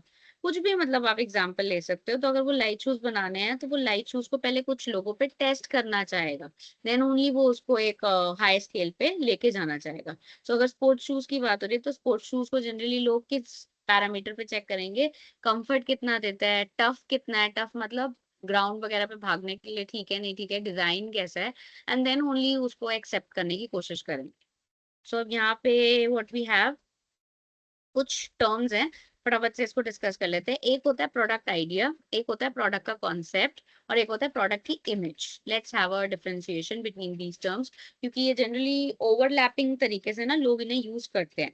So what is a product idea? The idea is an is an idea for a possible product a company can see itself offering.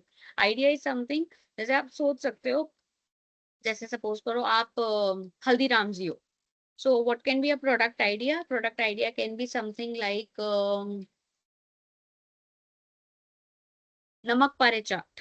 तो हल्दीराम्स नमक पारे बनाता है ना, तो अभी तक नमक पारे चाट अगर नहीं बनी है, just I am giving you very मतलब रैंडम आइडियाज, मैं ये नहीं कह रही कि नमक पारे चाट ऐसा कोई बना नहीं सकता।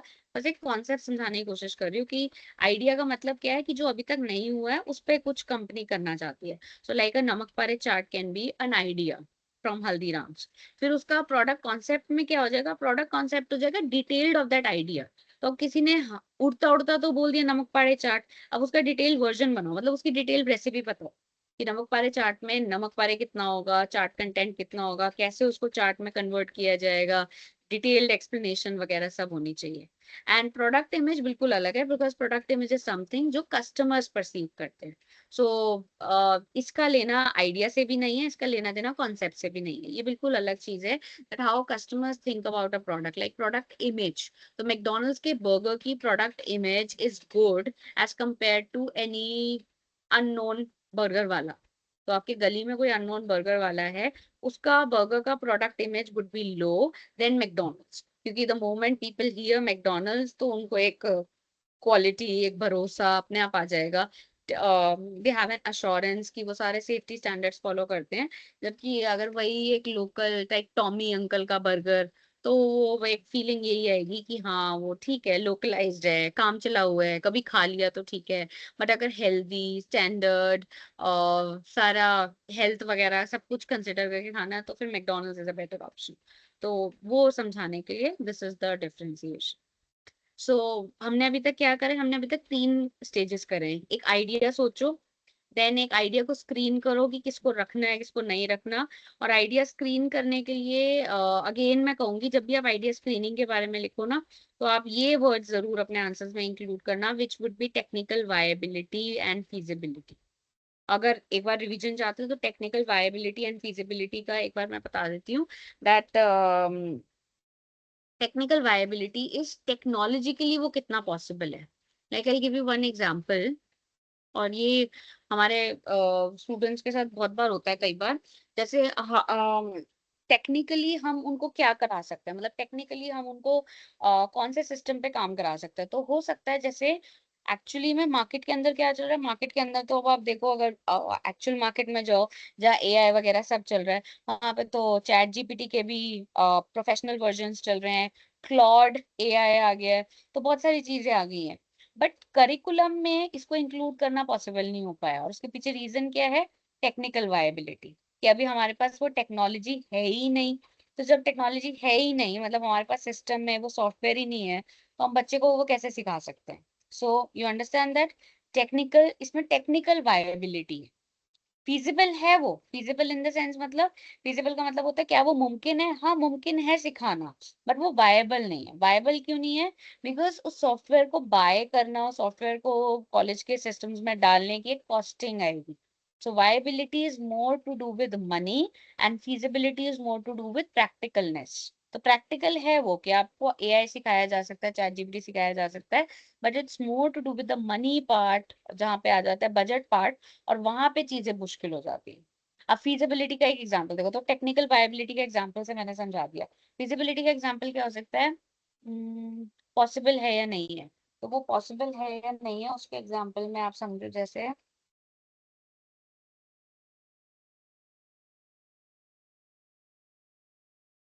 disposable slippers. So you might have heard of something called slippers. So disposable slippers, and that too घर की जो home slippers होती हैं। So everybody, हमारे सबके घरों में एक घर की चप्पल होती है, सबके घरों में, मिडिल क्लास हो या अपर क्लास हो वहां पे भी होती है। बट इफ दो स्लीपर्स बिकम डिस्पोजेबल, तो प्रॉब्लम क्या है, वो फिजिबल, आपको अगर मैम फिजिबल क्यों नहीं है, फिजिबल तो है, होटल्स वगैरह में तो होती है। आई एम टॉकिंग अबाउट घरों के अंदर। सो दैट मीन्स आप एक बार बाहर गए, यूज कर ली, तो उसको फेंक दो।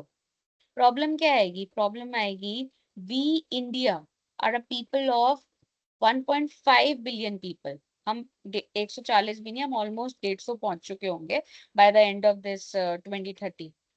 तो 150 करोड़ लोग अगर एक एक टाइम पे चप्पल पहनेंगे और उसको वेस्ट करेंगे, just imagine the amount of waste generation that will be doing. अभी हमारा वेस्ट जनरेशन कम नहीं है, हम लोग अभी इतना वेस्ट जनरेट करते हैं। वी आर, हम डिस्पोजेबल क्रॉकरी यूज करते हैं, सब उसको भी आजकल कंडेम करे जा रहे हैं, they should not be disposable crockery and all those things. So हम तो डिस्पोजेबल चप्पल की बात कर रहे हैं। And if average Indian family आप लो जिसमें 4 मेंबर होंगे, और दिन के सपोज करो 3 ओकेशंस पे वो चप्पलें बदलते हैं, सो हर फैमिली 12-12 चप्पल निकालेगी एंड कई फैमिलीज 4 से ज्यादा की भी होती हैं। Just imagine the amount of waste that will be generating, और उस वेस्ट को हम कहाँ लेके जाएंगे, उसका डिस्पोजल क्या होगा। सो नाउ यू अंडरस्टैंड कि वो सुनने में तो बहुत अच्छा लग रहा है, फीजिबल तो लग रहा है, but it's not feasible at a global level, at a macro level. तो वो इंडिया के लिए मैक्रो लेवल पे इतना पॉसिबल नहीं है, इतना सक्सेसफुल नहीं है, बिकॉज उसके रेपरकशंस बहुत ज्यादा है। So not every idea can pass both the test of viability as well as feasibility. So उसके बाद फिर concept development and testing बताया, और अब हम कर रहे हैं, अब फाइनली अगर आपकी 3 चीज होगी कि आपको आइडिया मिल भी गया, चलो आपने आइडिया पास भी करा लिया, आपने उस आइडिया का कॉन्सेप्ट भी बना लिया और उसको टेस्ट भी कर लिया, वैलिडेट भी कर लिया, अब आप आ जाओ उसके नेक्स्ट मार्केटिंग स्ट्रेटजी बनाने के ऊपर कि अब आप उसकी मार्केटिंग स्ट्रेटजी बनाओ। तो जब आपका आइडिया सेलेक्ट हो गया है, कॉन्सेप्ट टेस्ट हो गया है, वैलिडेट हो गया है, तो अब आपको एक मार्केटिंग इनिशियल स्ट्रेटजी बनानी चाहिए। And I think this is one thing जिस पे लोग सबसे बाद में काम करते हैं। आई डोंट नो व्हाई, मतलब मेरे कुछ ऐसे पर्सनल एक्सपीरियंसेस हैं कि मेरे पास खुद जैसे बीएमएस के स्टूडेंट्स जो पास आउट हो गए या एमबीए के स्टूडेंट्स आते हैं, स्टार्टअप का आइडिया बना लिया पर मार्केटिंग के बारे में नहीं सोचा।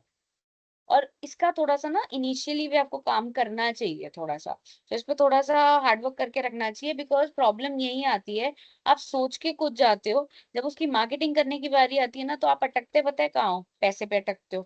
क्योंकि ऑब्वियस सी बात है, आप एज अ स्टार्टअप अगर एक बिल्कुल आप बिगिनर हो, तो आप बहुत ज्यादा पैसा नहीं खर्च कर सकते, ये सबको पता है। पर अगर आप बिल्कुल भी नहीं खर्च करोगे, बिल्कुल भी नहीं प्रोविजन रखोगे, या बिल्कुल भी उसके लिए कुछ पेपर वर्क नहीं करोगे, तो फिर आप मार्केटिंग कैसे करोगे, और वो भी उस मार्केट में आप जो जैसा आपका कोई प्रोडक्ट है जो ऑलरेडी बहुत कंपेटिटिव है। लाइक आजकल कौन सा प्रोडक्ट्स बहुत कंपेटिटिव है, गर्मियां चल रही हैं, ये सारे सॉफ्ट ड्रिंक्स, कोल्ड ड्रिंक्स, ये अभी जैसे I was giving you this example of a mojito also, ये बहुत पॉपुलर प्रोडक्ट है, but then it's a very competitive market. Already market के अंदर कोक पेप्सी तो है ही है, इसके अलावा there are certain other players also जो बहुत ज्यादा हेल्थ के पॉइंट ऑफ व्यू से अच्छे नहीं है। Like we have Sting, we have charge करके products, then we have Red Bull. Red Bull बिल्कुल अलग क्रीम पे पहुंच जाती है, वो तो बिल्कुल अलग वेरिएंट है। Then we have something called local variants also, जैसे लाहौरी जीरा हो गया, और नींबू लेमन के लिए अरोड़ा लेमन हो गई, गुप्ता जी की मोजीटो आ गया। सो मार्केट बहुत कंपेटिटिव है। तो इतनी कंपेटिटिव मार्केट में बिना मार्केटिंग की स्ट्रेटेजी बना के अगर तुम नींबू लेमन भी लेकर आ रहे हो ना, बेचना बहुत मुश्किल है। This is why you need a good marketing strategy for your successful launch. एक अच्छी मार्केटिंग स्ट्रेटजी होनी चाहिए, प्लान्ड मार्केटिंग स्ट्रेटजी होनी चाहिए। तो उसमें सबसे पहला क्या होना चाहिए, obviously you should be clear about what is your target market. सारों के पास तो जाओगे नहीं, तो अपनी टारगेट ऑडियंस को समझो, टारगेट मार्केट को समझो, ताकि उसी के हिसाब से आप अपनी पोजीशनिंग वगैरह कर सको। कि बच्चों के लिए है तो बच्चों पे ही टारगेट करो, बड़ों के लिए तो बड़ों पे टारगेट करो, बूढ़े बुजुर्गों के लिए तो बूढ़े बुजुर्गों पे टारगेट करो। So it can not be a product जो सबके लिए हो चल जाए, वो उससे फर्क फर्क पड़ता है। तो दूसरा क्या होना चाहिए, it should have a planned distribution of marketing mix. तो उसका प्राइस क्या रखना है, उसकी डिस्ट्रीब्यूशन कैसे करनी है, कितना एडवर्टाइजमेंट पे खर्च करना है, वो सारी भी चीजें प्लान होनी चाहिए। एंड यू सी यहाँ पे तो ये फर्स्ट ईयर के इसलिए कह रहा है, मैं तो कहूंगी it should be for some years, like 5 साल 10 साल के लिए एक प्लान होना चाहिए माइंड में। And last part is, long run में आप सेल्स कैसे मैक्सिमाइज करोगे और आप अपनी मार्केटिंग स्ट्रेटेजी को कैसे रखोगे। सो लॉन्ग रन में सेल्स को मैक्सिमाइज करने का मतलब यही है कि हो सकता है स्टार्टिंग में तो आप ऑफर्स दे दो 1+1, 50% ऑफ, वो ठीक है, स्टार्टिंग स्टार्टिंग के लिए बहुत अच्छा है। And this is what we have been discussing in online, मतलब ऑनलाइन प्लेटफॉर्म्स आल्सो, कि वो ऑनलाइन प्लेटफॉर्म्स पे क्या करते हैं, स्टार्टिंग में अच्छा डिस्काउंट दे देते हैं, स्टार्टिंग में अच्छा वो दे देते हैं, एक तरह से कुछ हैम्पर वगैरह दे देते हैं और लोग ले भी लेते हैं। But then the actual challenge आता है जब वो सारी चीजें चली जाती हैं और उसके बाद देखना पड़ता है how people will continue, and will people continue और विल नॉट। तो वो मार्केटिंग स्ट्रेटजी बनाना बहुत जरूरी है ताकि आप एक मार्केटिंग कम्पिटिटिव मार्केटिंग एनवायरनमेंट में सरवाइव कर सको। फिर मार्केटिंग के बाद कम्स द बिजनेस एनालिसिस। तो देखो पहले मार्केटिंग की स्ट्रेटजी बनाई जा रही है, उसके बाद बिजनेस की बात करी जा रही है। तो बिजनेस का यहाँ पे पॉइंट क्या है, बिजनेस का पॉइंट है सारी चीजें, कंप्लीट पिक्चर। तो कंप्लीट पिक्चर में जनरली आपका सारा कुछ आ जाता है, how many sales you want to do, how many expenses you want to make, how many profit you are anticipating, पूरा बिजनेस, तो एक पूरी पिक्चर, कॉस्ट, रेवेन्यू, और रॉ मटेरियल सारी चीजें। सो मार्केटिंग पे पहले डिसाइड करो, then come to business analysis. तो ये ज्यादा जरूरी है, that how much you are going to like spend on your expenses, profitability कैसे निकालोगे, ग्रॉस प्रॉफिट क्या रहने वाला, नेट प्रॉफिट क्या रहने वाला है, वो सारी चीजें बिजनेस एनालिसिस में आएंगी।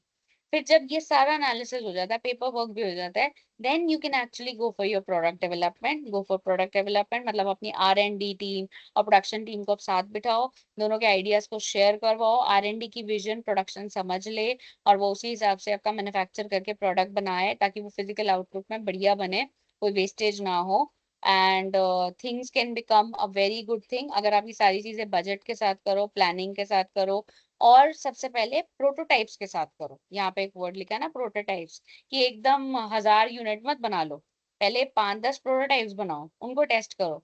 और वो प्रोटोटाइप्स टेस्टिंग भी आप कर सकते हो, again you can use it in validation के पॉइंट में। तो प्रोटोटाइप टेस्टिंग वैलिडेशन कैसे होगा, लाइक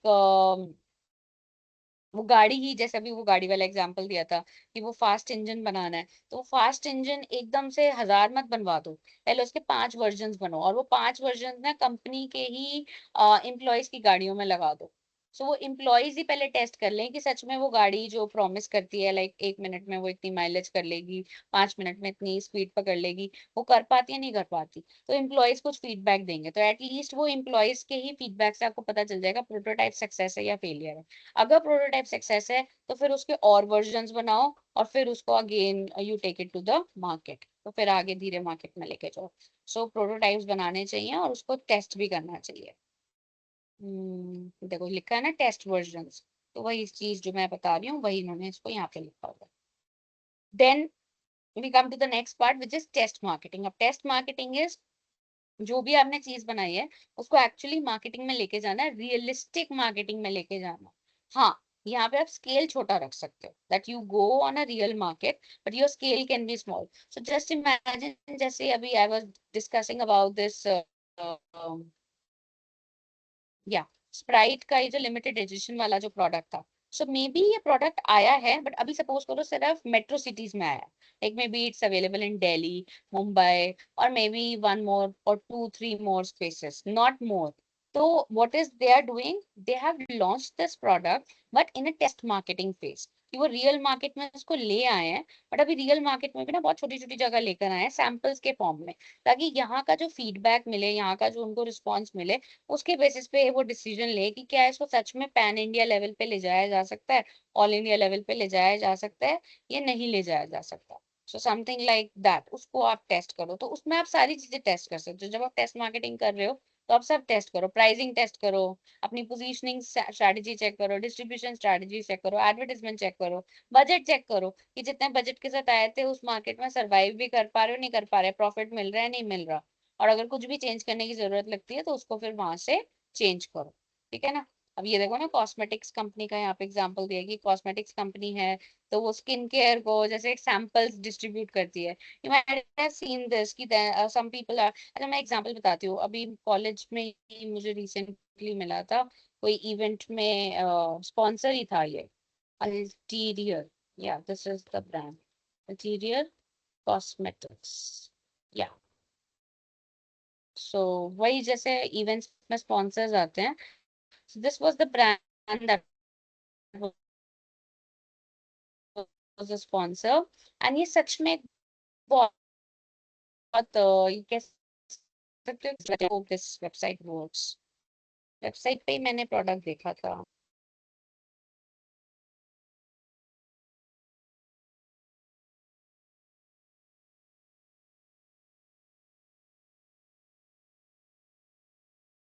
या so this is the website and you see there products ना, 3 ही प्रोडक्ट्स हैं अभी। सो वही ये बहुत ज्यादा, I think they are doing in a test marketing phase only. Cosmetics brand है तो कुछ भी बना सकती है, तो वो तो कुछ भी बनाना चाहिए, बट अभी now they are only making blush sticks, they are making some lip oil and they are making some glider. So they are doing a very limited kind of a thing, और अगर इनके products में भी जाओगे तो ये 3 चीजें ही अवेलेबल है। So again you can say that this is a real example of test marketing, जो हम अभी डिस्कस कर रहे थे। सो यस, कंपनीज करती हैं ये test marketing, that they do only on a small scale, success होने के बाद they expand their scale and all those things. Then comes the product launch. तो फाइनली अगर आपने टेस्ट मार्केटिंग कर लिया, तो फीडबैक रिव्यूज वगैरह मिल गए, so now you can do the real product launch, you can go in the market, full scale जाओ। तो सपोज करो स्प्राइट का मोजिटो फ्लेवर बहुत फेमस हो गया, तो अब वो फुल स्केल जा सकता है, उसको लॉन्च कर सकते हैं, ऑफर कर सकते हैं, मैक्सिमम प्रोडक्शन कर सकते हैं, क्योंकि अब उन्हें पता है कि अब कोई रिस्क नहीं है, सारी चीजें हमने पहले ऑलरेडी काफी चेक कर ली है। So they can go and they can just mention now user satisfaction and all those things, अब वो कर सकते हैं। So this is that stage. अच्छा, now this is in a different topic. I'll tell you what is this topic. यहाँ heading नहीं है, but I'll tell you this is a different topic. Unit 2 के अंदर ना एक तो हमने पढ़ लिया new product development. New product development के ना साथ एक टॉपिक दिया हुआ है असॉर्टमेंट ऑप्टिमाइजेशन। टॉपिक क्या है, अगर आप ध्यान से देखो, ये असॉर्टमेंट ऑप्टिमाइजेशन वर्ड लिखा हुआ है।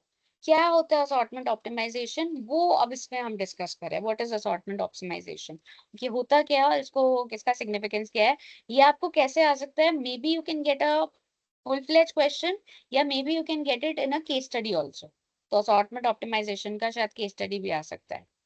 नेक्स्ट इज या for brands from fashion to home goods, मतलब जो भी ये फैशनेबल ब्रांड्स है, मतलब कंज्यूमर ओरिएंटेड ब्रांड्स हैं, फैशन में डील करती हैं या होम अप्लायंसेस में डील करती हैं।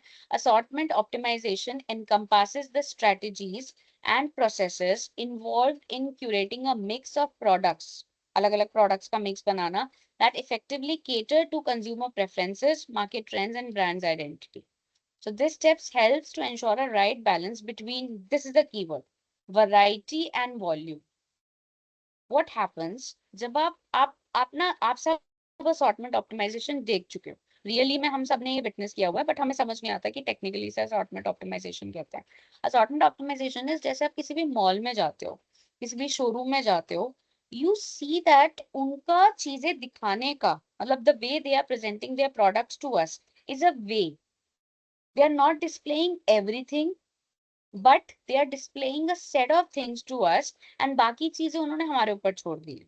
So आप नोटिस करा करो, मैनीक्विंस ने कुछ कुछ कपड़े पहने होते हैं, कुछ कुछ कपड़े वो बिल्कुल जैसे कहते हैं ना प्राइम लोकेशंस पे लगाते हैं, like design and all that, और कुछ चीजों के लिए like you have to go very interior. तो जैसे जो उनका जैसे होता है ना कोर स्टॉक होता है, या जो उनको पता होता है ये ट्रेंड में है आजकल। I can give you one example, Valentine's day के आसपास व्हाट हैपेंस, सारे शोरूम्स में ना, सारे शोरूम्स में, क्योंकि अब तो ये एक नॉर्मल ट्रेंड बन गया वैलेंटाइंस बनाना, सारे शोरूम्स के जो मैनिक्विन्स होंगे, फेस मैनिक्विन्स होंगे, सब रेड एंड व्हाइट में होंगे। इट्स नॉट लाइक उस शोरूम में आपको सिर्फ रेड एंड व्हाइट ही मिलेगा, बट वो ट्रेंड चल रहा है। This is what I am trying to say, कि असॉर्टमेंट ऑप्टिमाइजेशन में क्या होता है कि they identify a trend, they identify, यहाँ पे लिखा था ना मार्केट ट्रेंड जो चल रहा है, और उस हिसाब से वो अपने वेराइटी एंड वॉल्यूम को बैलेंस करते हैं। So they identify customer preference, जैसे वैलेंटाइंस के आसपास एक्चुअली कस्टमर प्रेफरेंस भी यही होता है, that they want something in red because उन्हें वो सेलिब्रेट करना है। And I am saying that this particular trend is more popular in university. तो अगर आप यूनिवर्सिटी में देखो, दिल्ली यूनिवर्सिटी की आई एम टॉकिंग अबाउट, और कमला नगर जाओ, और कमला नगर में जैसे ये you have different stores like Souled Store, you have like Zudio and all those things, आप देखोगे वहां आपको रेड एंड व्हाइट्स मिलेंगे। और उसके पीछे रीजन बहुत सिंपल है, बिकॉज यूनिवर्सिटी साथ में है, एंटायर जो क्राउड है जो ये मनाना चाहता है वैलेंटाइंस डे, वो उधर है, तो वो वैरायटी भी इसी चीज की मांगेगा और वो वॉल्यूम भी मांगेगा। सो असॉर्टमेंट ऑप्टिमाइजेशन इज एक बैलेंस बना के रखना कंपनी के अंदर, मतलब अपने स्टोर के अंदर, जिसमें वो वैरायटी भी दे और वो वॉल्यूम भी दे, जो कस्टमर के नीड्स को मीट करता हो, जो उनकी ब्रांड आइडेंटिटी के भी साथ हो और मार्केट के ट्रेंड्स को भी चलता हो। So assortment optimization in retail, देखो अब डेफिनेशन आ गई, सेलेक्टिंग एंड अरेंजिंग जो प्रोडक्ट्स का मिक्स है, most effective mix of products so as to offer for sale in a retail और ऑनलाइन स्टोर। इवन ऑनलाइन में भी आप असॉर्टमेंट ऑप्टिमाइजेशन देख सकते हो, करके देखें, किसी का एग्जांपल लेके देखें।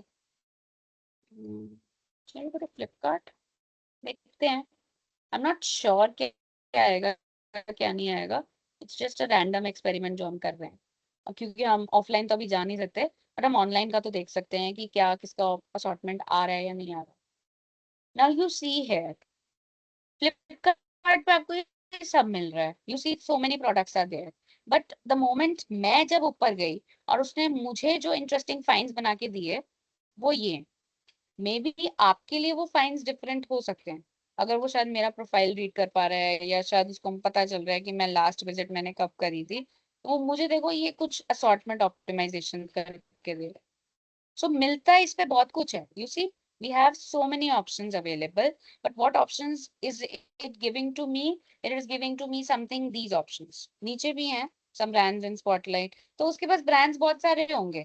अब ये जो मेकअप के लिए है ऐसा तो ना है कि ओनली ये 3 ब्रांड्स ही होंगे, या इवन ये जो इंस्ट्रूमेंट्स हैं या ये जो जितनी भी चीजें हैं, शायद उसने मेरा ऑनलाइन पैटर्न स्टडी किया है कि मैंने शायद ये ऑनलाइन में प्रोडक्ट सर्च किया है या समथिंग समथिंग एनीथिंग, और वो मुझे इस हिसाब से ये असॉर्टमेंट करके दे रहा है। क्योंकि and why I am telling you that कि वो मुझे ये असॉर्टमेंट दे रहा है, I am telling you that because generally होता क्या है, वी आर ह्यूमंस, हम ज्यादा मेहनत करना पसंद नहीं करते, तो जो जनरली हमें फर्स्ट फेज पे दिखता है ना, फर्स्ट पेज पे दिखता है, हम जनरली उसी को क्लिक करके and we go up on and on and on. तो मैं शायद इतना एफर्ट करना ही ना चाहूँ, द मोमेंट मुझे जैसे ये मिल जाए, कोई बुक मिल गई, तो मुझे लगा हाँ यार यही बुक तो मैं ढूंढ रही थी, and I click here and मेरा काम हो जाए, या I was looking for this sound system and मेरा काम हो जाए। So I will not make a effort कि मैं इलेक्ट्रॉनिक्स में जाऊंगी, फिर मैं साउंड सिस्टम में जाऊंगी और फिर मैं ढूंढूंगी, the moment I get something मैं शायद पहले यही क्लिक करना चाहूँ। Sorry. So this is what is assortment optimisation. तो ये एक बहुत इंटरेस्टिंग वे है जिसमें आप अपने रिटेल स्टोर एंड ऑनलाइन के प्रोडक्ट्स को एक प्लेसमेंट देने की कोशिश करते हो। तो ऑब्वियसली ये प्लेसमेंट जो आप देते हो ये कस्टमर की डिमांड, कॉम्पेटिटर क्या ऑफर कर रहा है उससे, आपका मार्केटिंग ट्रेंड क्या है, और भी जो फैक्टर्स होते हैं, आइडियल फैक्टर्स होते हैं, उन सबका एक ब्लेंड पे ये डिस्कस होता है और ये डिसाइड होता है। इससे फायदे क्या होते हैं, आपका वेस्ट रिडक्शन हो जाता है, मतलब आप वही चीज कस्टमर को दिखा रहे हो जो शायद कस्टमर को चाहिए, so it's like waste reduction. Satisfaction improve होता है, obviously people become more satisfied, and then obviously you can take more informed decisions about inventory. ठीक है। नाउ अब इसके परफॉर्मेंस इंडिकेटर्स क्या है, मतलब हाउ आप असॉर्टमेंट ऑप्टिमाइजेशन जब करना चाहते हो तो किन चीजों को आप माइंड में रख के बेसिकली करते हो। तो सबसे पहले आप अपना सेल्स वॉल्यूम को रख के करते हो, that what is the number of the products जो आपके पास अवेलेबल है। तो आप असॉर्टमेंट तो तभी बनाओगे ना जब एक टाइम पे आपके पास एक डिजायर्ड नंबर है। So what kind of a number of products volume you can maintain. अब आपकी दुकान ही छोटी है तो आप 1000 चीजें तो डिस्प्ले नहीं कर सकते ना। सो स्पेशली अगर आप एक ऑनलाइन स्टोर नहीं ऑफलाइन स्टोर हो, छोटी दुकान है, so you have to decide your optimization on the basis of the volume of the products that you can handle at one time। तो जैसे आप नोटिस करा करो कई मॉल्स और कई शोरूम्स के अंदर 2 मैनिक्विन्स लगे होते हैं, कईयों के अंदर 10 लगे होते हैं। देयर इज अ डिफरेंस, 2 वाले के पास जगह उतनी है, 10 वालों के पास जगह उस हिसाब से। देन ग्रॉस मार्जिन, ऑब्वियसली जब आप असॉर्टमेंट डिसाइड कर रहे होगे कस्टमर को ये नहीं पता होगा, बट आप कहीं ना कहीं अपना ग्रॉस मार्जिन भी पीछे चला रहे होगे, मैथ्स चला रहे हो। आप हल्की चीज को एकदम डिस्प्ले पे भी नहीं डालना चाहोगे, क्यों? क्योंकि अगर वो हल्की चीज बिक भी जाएगी तो आपको प्रॉफिट कम आएगा। आप वही चीज दिखाना चाहोगे जिससे आपकी ग्रॉस मार्जिन ज्यादा बढ़ेंगे, सो मे बी जिससे आपको सबसे ज्यादा प्रॉफिट मिल रहा है। तभी कई बार पता है क्या होता है, कई बार चीजें मैनीक्विन पे देख के अच्छी लग रही होती हैं, मतलब moment you try them on you ना, वो इतनी अपीलिंग नहीं लगती, उसके पीछे रीजन है। मैनीक्विन पे वो अच्छी इसलिए लग रही थी क्योंकि वो सिर्फ वो लाइटिंग का कमाल या वो उसको डिजाइन करने का कमाल था, पर जैसे आप उसे खुद पहनते हो आपको पता चल जाता है कि इस चीज का इतना मार्जिन, प्रॉफिट मार्जिन इतना हाई है दैट ये इतनी वर्थ नहीं है। सो वो कंपनी के लिए तो अच्छा है कि कंपनी अपनी महंगी चीज को ही डिस्प्ले करना चाहेगी, बट हमारे लिए शायद वो इतना अच्छा नहीं है। Then you will definitely also decide your assortment by the inventory turnover. कोई चीज कितनी जल्दी बिक रही है या कोई चीज की जितनी जल्दी रीस्टॉकिंग हो रही है। आप नोटिस करा करो जो ट्रेंड की चीजें होती है ना वो बड़ी जल्दी बिकती हैं। तो जैसे बीच में ना एक ट्रेंड आया था ये नियॉन कलर्स का, मार्केटिंग का एग्जांपल दे रही हूँ, नियॉन कलर्स के टी शर्ट्स। बीच में अभी बहुत ट्रेंड आया था स्पोर्ट्स वगैरह के अंदर, ये वाले। तो हर दुकान के अंदर चाहे आप एडिडास चले जाओ, नाइकी चले जाओ, में आपको इस कलर एंड ऑल दोज मिलती थी। सो एक तरह से एग्जांपल है इसका, दैट इसका इन्वेंट्री टर्नओवर उस टाइम पे बहुत क्विक था, तो दैट्स व्हाई असॉर्टमेंट में सबने इसको आगे रखा हुआ था। अब ये नॉर्मलाइज्ड हो गया है इसलिए अब इसको इतना ज्यादा भाव नहीं मिलता, that thing. Stock out rate, वही कितनी जल्दी वो स्टॉक आउट हो रहा है। अब मतलब स्टॉक आउट होना नहीं चाहिए, बिकॉज अगर स्टॉक आउट जल्दी हो रहा है तो वो नेगेटिव इम्पैक्ट होगा। मतलब कस्टमर आपके पास मांगने और आपने क्या कहा, नहीं वो चीज तो खत्म हो गई है।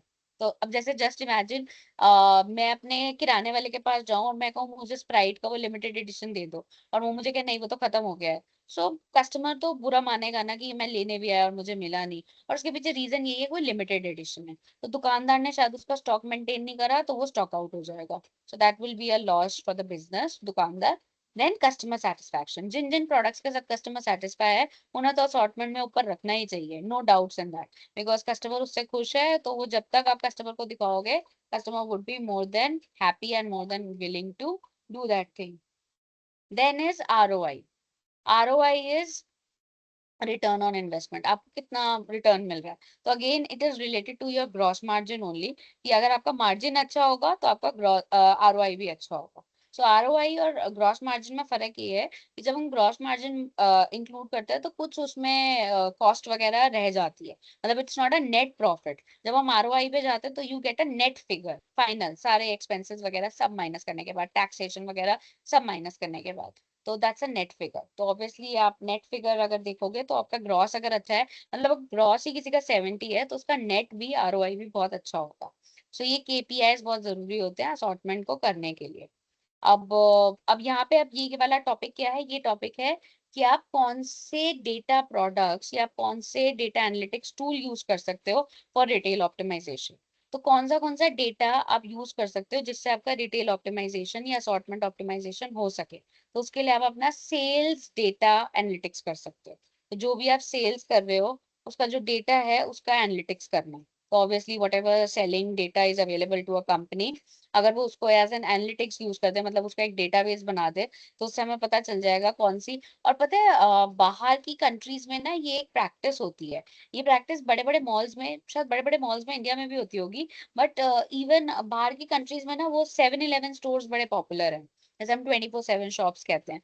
तो उसमें ना जो भी लोग काम कर रहे होते हैं, लाइक एम्प्लॉयज होते हैं ना, उनको डेली एक सेल्स डेटा मेंटेन करना होता है कि आज किसकी सेल कितनी हुई कितनी नहीं हुई। नॉट रजिस्टर के फॉर्म में नहीं, ऑब्वियसली आप इंटरनेट के फॉर्म में रख सकते हो। एंड उससे आपको पता चल जाता है ये चीज आइटम मेरी क्विक टर्नओवर है, ये ओल्ड टर्नओवर है। मतलब अगेन अ सेल्स डेटा जिसका आप रिकॉर्ड रख सकते हो to let you know that what items are quickly selling, what items are not quickly selling. Then your customer analytics data.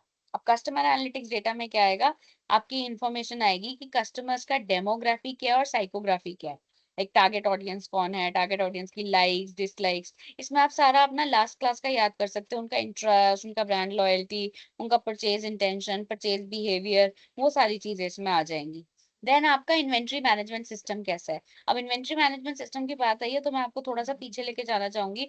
जब आपने बहुत जूनियर क्लासेस में अकाउंट्स वगैरह शुरू किया होगा, तो there were different inventory management systems like LIFO, FIFO, weighted average cost, बहुत सारे मेथड्स होते थे। तो उसमें से आप कौन सा यूज कर रहे हो, यहाँ पे बेसिकली वो उसके बारे में बात कर रहे हैं कि the what system you are using for your inventory management. Then definitely एक और चीज जो आप यूज कर सकते हो which is marketing research. Marketing research already हमने यूनिट 1 में कहीं पढ़ा था कि मार्केटिंग रिसर्च करो, डेटा उससे मिलता है that what is the trend, what is the pulse of the market. तो उससे आप वो चीज यूज कर सकते हो। योर कंपेटिटर एनालिसिस, कंपेटिटर का डेटा।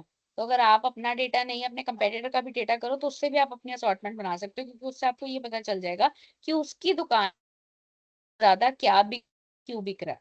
तो वो भी आपके लिए प्लस पॉइंट है। तो ज्यादा क्या बिकता है और क्यों बिकता है, that's also a plus. Then आपका product intelligence, how is your product. अभी product intelligence is basically real time information about the product.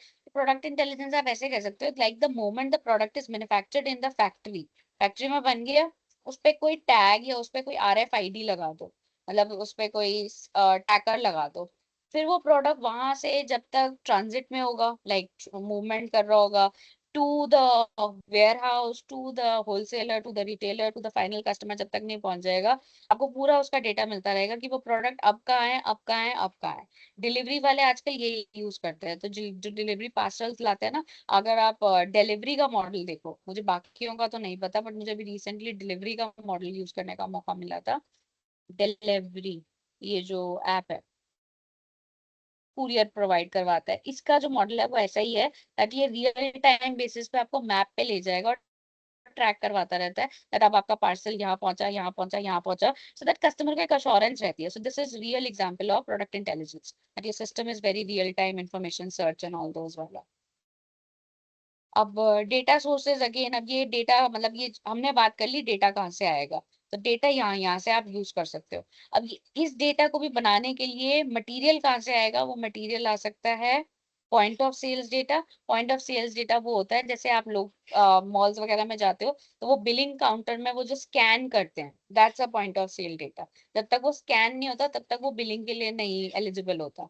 तो वो कहते हैं ना, आप नोटिस करा करो कई बार क्या होता है, किसी प्रोडक्ट का टैग मिसिंग होता है, तो फिर वो क्या करते हैं उसी प्रोडक्ट का मिलता जुलता प्रोडक्ट मंगवाते हैं और उसके टैग को स्कैन करते हैं। तो जिसका टैग नहीं है obviously they can not put a new tag there, उनके पास कोई मशीन तो ना है टैग डालने की, बट वो फिर जुगाड़ करते हैं कि उसी का मिलता जुलता प्रोडक्ट को स्कैन कर लेते हैं, वो स्कैनर को स्कैन करके पॉइंट ऑफ सेल्स डेटा। तो वो point of sales data can be your source of data. Customer data में वो सारा कस्टमर का जो हमारा इन्फॉर्मेशन लेते हैं ना, लाइक आपका बर्थ डेट क्या, आपका नाम क्या है, परचेज हिस्ट्री हमारी सारी आ जाती है। वो खुद बताते हैं सर आपने लास्ट परचेज किया था 3,000 का, इस बार आप और 3,000 का कर लो, आपको ये डिस्काउंट मिल जाएगा। तो उन्हें कैसे पता मैंने 3,000 का किया था? They have my number, they have my name, email ID, and उससे वो सारा ये चीजें कलेक्ट कर लेते हैं। Then your product data, product data में तो सब आ जाता है, मैन्युफैक्चरर का नाम, मैन्युफैक्चरिंग डेट, प्राइस, डिस्क्रिप्शन, कहाँ बना, कहाँ सेल हो रहा है, all those things. Competitor data थोड़ा मुश्किल हो सकता है because obviously you can not know more about your competitor, but अगर आप उसकी वेबसाइट से जाओ तो आपको उसकी रिपोर्ट्स वगैरह मिल जाती हैं, तो you can access that. Market research में आपको खुद थोड़ी सी मेहनत करनी पड़ेगी, that you would have to know what is trending in the market. तो इसके लिए या तो आप खुद जाओ मार्केट के अंदर खुद रिसर्च करो, या फिर आप डिफरेंट मार्केटिंग रिसर्च की जो एजेंसीज होती हैं जो एक्चुअली मार्केटिंग रिसर्च करवाती हैं उनसे रिक्वेस्ट कर सकते हो that they give you certain data about these things. तो गवर्नमेंट से भी आपको कई बार मिल जाता है। फिर सोशल मीडिया डेटा, तो आजकल बहुत सारा डेटा सोशल मीडिया पे अवेलेबल होता है, तो वो सोशल मीडिया पे क्या प्रेफरेंसेस चल रही हैं, क्या टॉकिंग हो रही है, क्या सोशल एंगेजमेंट्स हो रही हैं, उससे आप ये हिंट पॉइंट्स ले सकते हो about different things. And your supply chain data, तो वो मैंने कहा ना लास्ट में आप RFID वाला कोड लगा सकते हो, तो वो कहाँ है पूरी चेन के अंदर आपको वो मिल जाएगा। So this was all about assortment optimization, जो अभी हमने लास्ट में बिल्कुल टॉपिक उठाया। And with this assortment optimization unit 2 is complete. तो हमने यूनिट 2 अभी कंप्लीट कर ली है। So any doubts in unit 2 before मैं यूनिट 3 का एक टॉपिक उठाऊं? कोई डाउट है यूनिट 2 के अंदर, या we can pick up unit 3 का टॉपिक? Can we move? तो एक बार सजेशन मतलब रिएक्शन दे दो। ओके, तो फिर हम आगे बढ़ते हैं। And now we are beginning unit 3 का एक फर्स्ट टॉपिक। देखते हैं हम इसको कितना कवर कर पाएंगे। पूरा होता तो वेल एंड गुड, नहीं होता तो मैक्सिमम इसको कोशिश करते करने की। So market basket analysis. अब ये मार्केट बास्केट एनालिसिस क्या होता है? एंड ये डेटा माइनिंग लिखा हुआ है। In data mining, data mining again is analytics use करना, आर्टिफिशियल इंटेलिजेंस टेक्नोलॉजी यूज करना।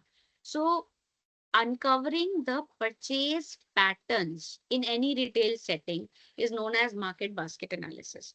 मतलब ये समझना कि किसी भी एक रिटेल मार्केट के अंदर, लाइक एक मार्केट का हम एग्जांपल ले लेते हैं, लाइक अभी हम कर रहे थे यूनिवर्सिटी कमला नगर। तो Kamla Nagar is a retail market. Kamla Nagar as a retail market में क्या चीजें बिक रही हैं, what things are sold more, उसका एनालिसिस करना इज मार्केट बास्केट एनालिसिस।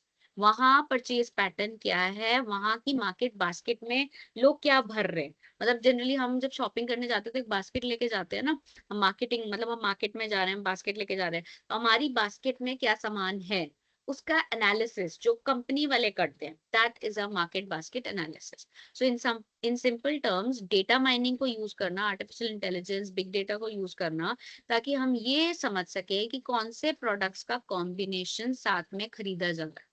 तो एक बहुत छोटा सा एग्जांपल देती हूँ मार्केट बास्केट का। लाइक जनरली जब सुबह सुबह लोग दूध लेने के लिए निकलते हैं तो वो सिर्फ दूध नहीं लाते, कई बार वो ब्रेड भी लाते हैं, अंडे भी लाते हैं, मक्खन भी लाते हैं। सो दैट मीन्स सुबह की मार्केट बास्केट का एनालिसिस और किसी भी लोकल मार्केट का आप करो, जनरली यही चीजें होती है। दूध, दही, मक्खन, घी, ये बहुत बेसिक चीजें, पनीर, सो नाउ यू अंडरस्टैंड कि अगर हम मॉर्निंग टाइम का मार्केट बास्केट एनालिसिस देखें for any local place in India, that includes these items only. हो सकता है साउथ में ये थोड़ा बदल जाए कि शायद वहाँ इतना मतलब ये सारी चीजें नहीं चलती हो, ब्रेड ना चलती हो, वहाँ पे वो चावल का आटा क्योंकि वो शायद डोसा बनाने के लिए यूज होता है, सूजी यूज होती हो। नाउ यू सी अलग अलग जगह का फिर वो शायद अलग अलग बदल सकता है, but that's a part of market basket analysis. हो सकता है मुंबई के अंदर इट्स मोर अबाउट पोहा, क्योंकि वहां वो लोग पोहा खाते हैं, सो वहां शायद ब्रेड ना चलती हो, पोहा चलता हो। सो अलग अलग जगहों का अलग अलग मार्केट बास्केट एनालिसिस हो सकता है, बट मोटा मोटा मैं समझाने के लिए आपको ये बता रही हूँ। सो कौन सी चीजें साथ में खरीदी जाती। सो ये टेक्निक ऐसी है that gives us a careful study of the purchase जो कस्टमर एक सुपरमार्केट के अंदर कर रहा है। तो कस्टमर जब एक सुपरमार्केट में जा रहा है तो वो अपनी बास्केट में क्या क्या डाल रहा है और कौन से टाइम पे कब कब क्या क्या चीजें ले रहा है, उसका एक केयरफुल एनालिसिस करना, पैटर्न ऑफ फ्रीक्वेंसी को समझना कि कौन सी चीज कब खरीदी जा रही है। लाइक शैम्पू कितने टाइम बाद खरीदा जाता है, तो आप एक बार सुपरमार्केट में गए शैम्पू लेकर आ गए, ऑब्वियसली जब बॉटल लाए हो तो अभी इतनी जल्दी तो खत्म नहीं होगी। So then what is the next time जब आप उसे अपनी बास्केट में डालते हो, वो अंडरस्टैंड करना, that is also part of market basket analysis. तो अगर आप इसको अच्छे से समझ लेते हो तो उसको फायदा क्या है, that you can offer them promotional deals. तो वो शैम्पू प्लस कंडीशनर वाली डील जो आपने बनाई, वो आपने शायद इसीलिए बनाई क्योंकि आप उसके मार्केट बास्केट एनालिसिस को समझ गए। ऑफर्स बना सकते हो, you can use it for selling some products, you can curate customize offers for the customer. और ये सब अगर आप अच्छे से करते हो तो ऑब्वियसली कस्टमर्स भी हैप्पी होते हैं।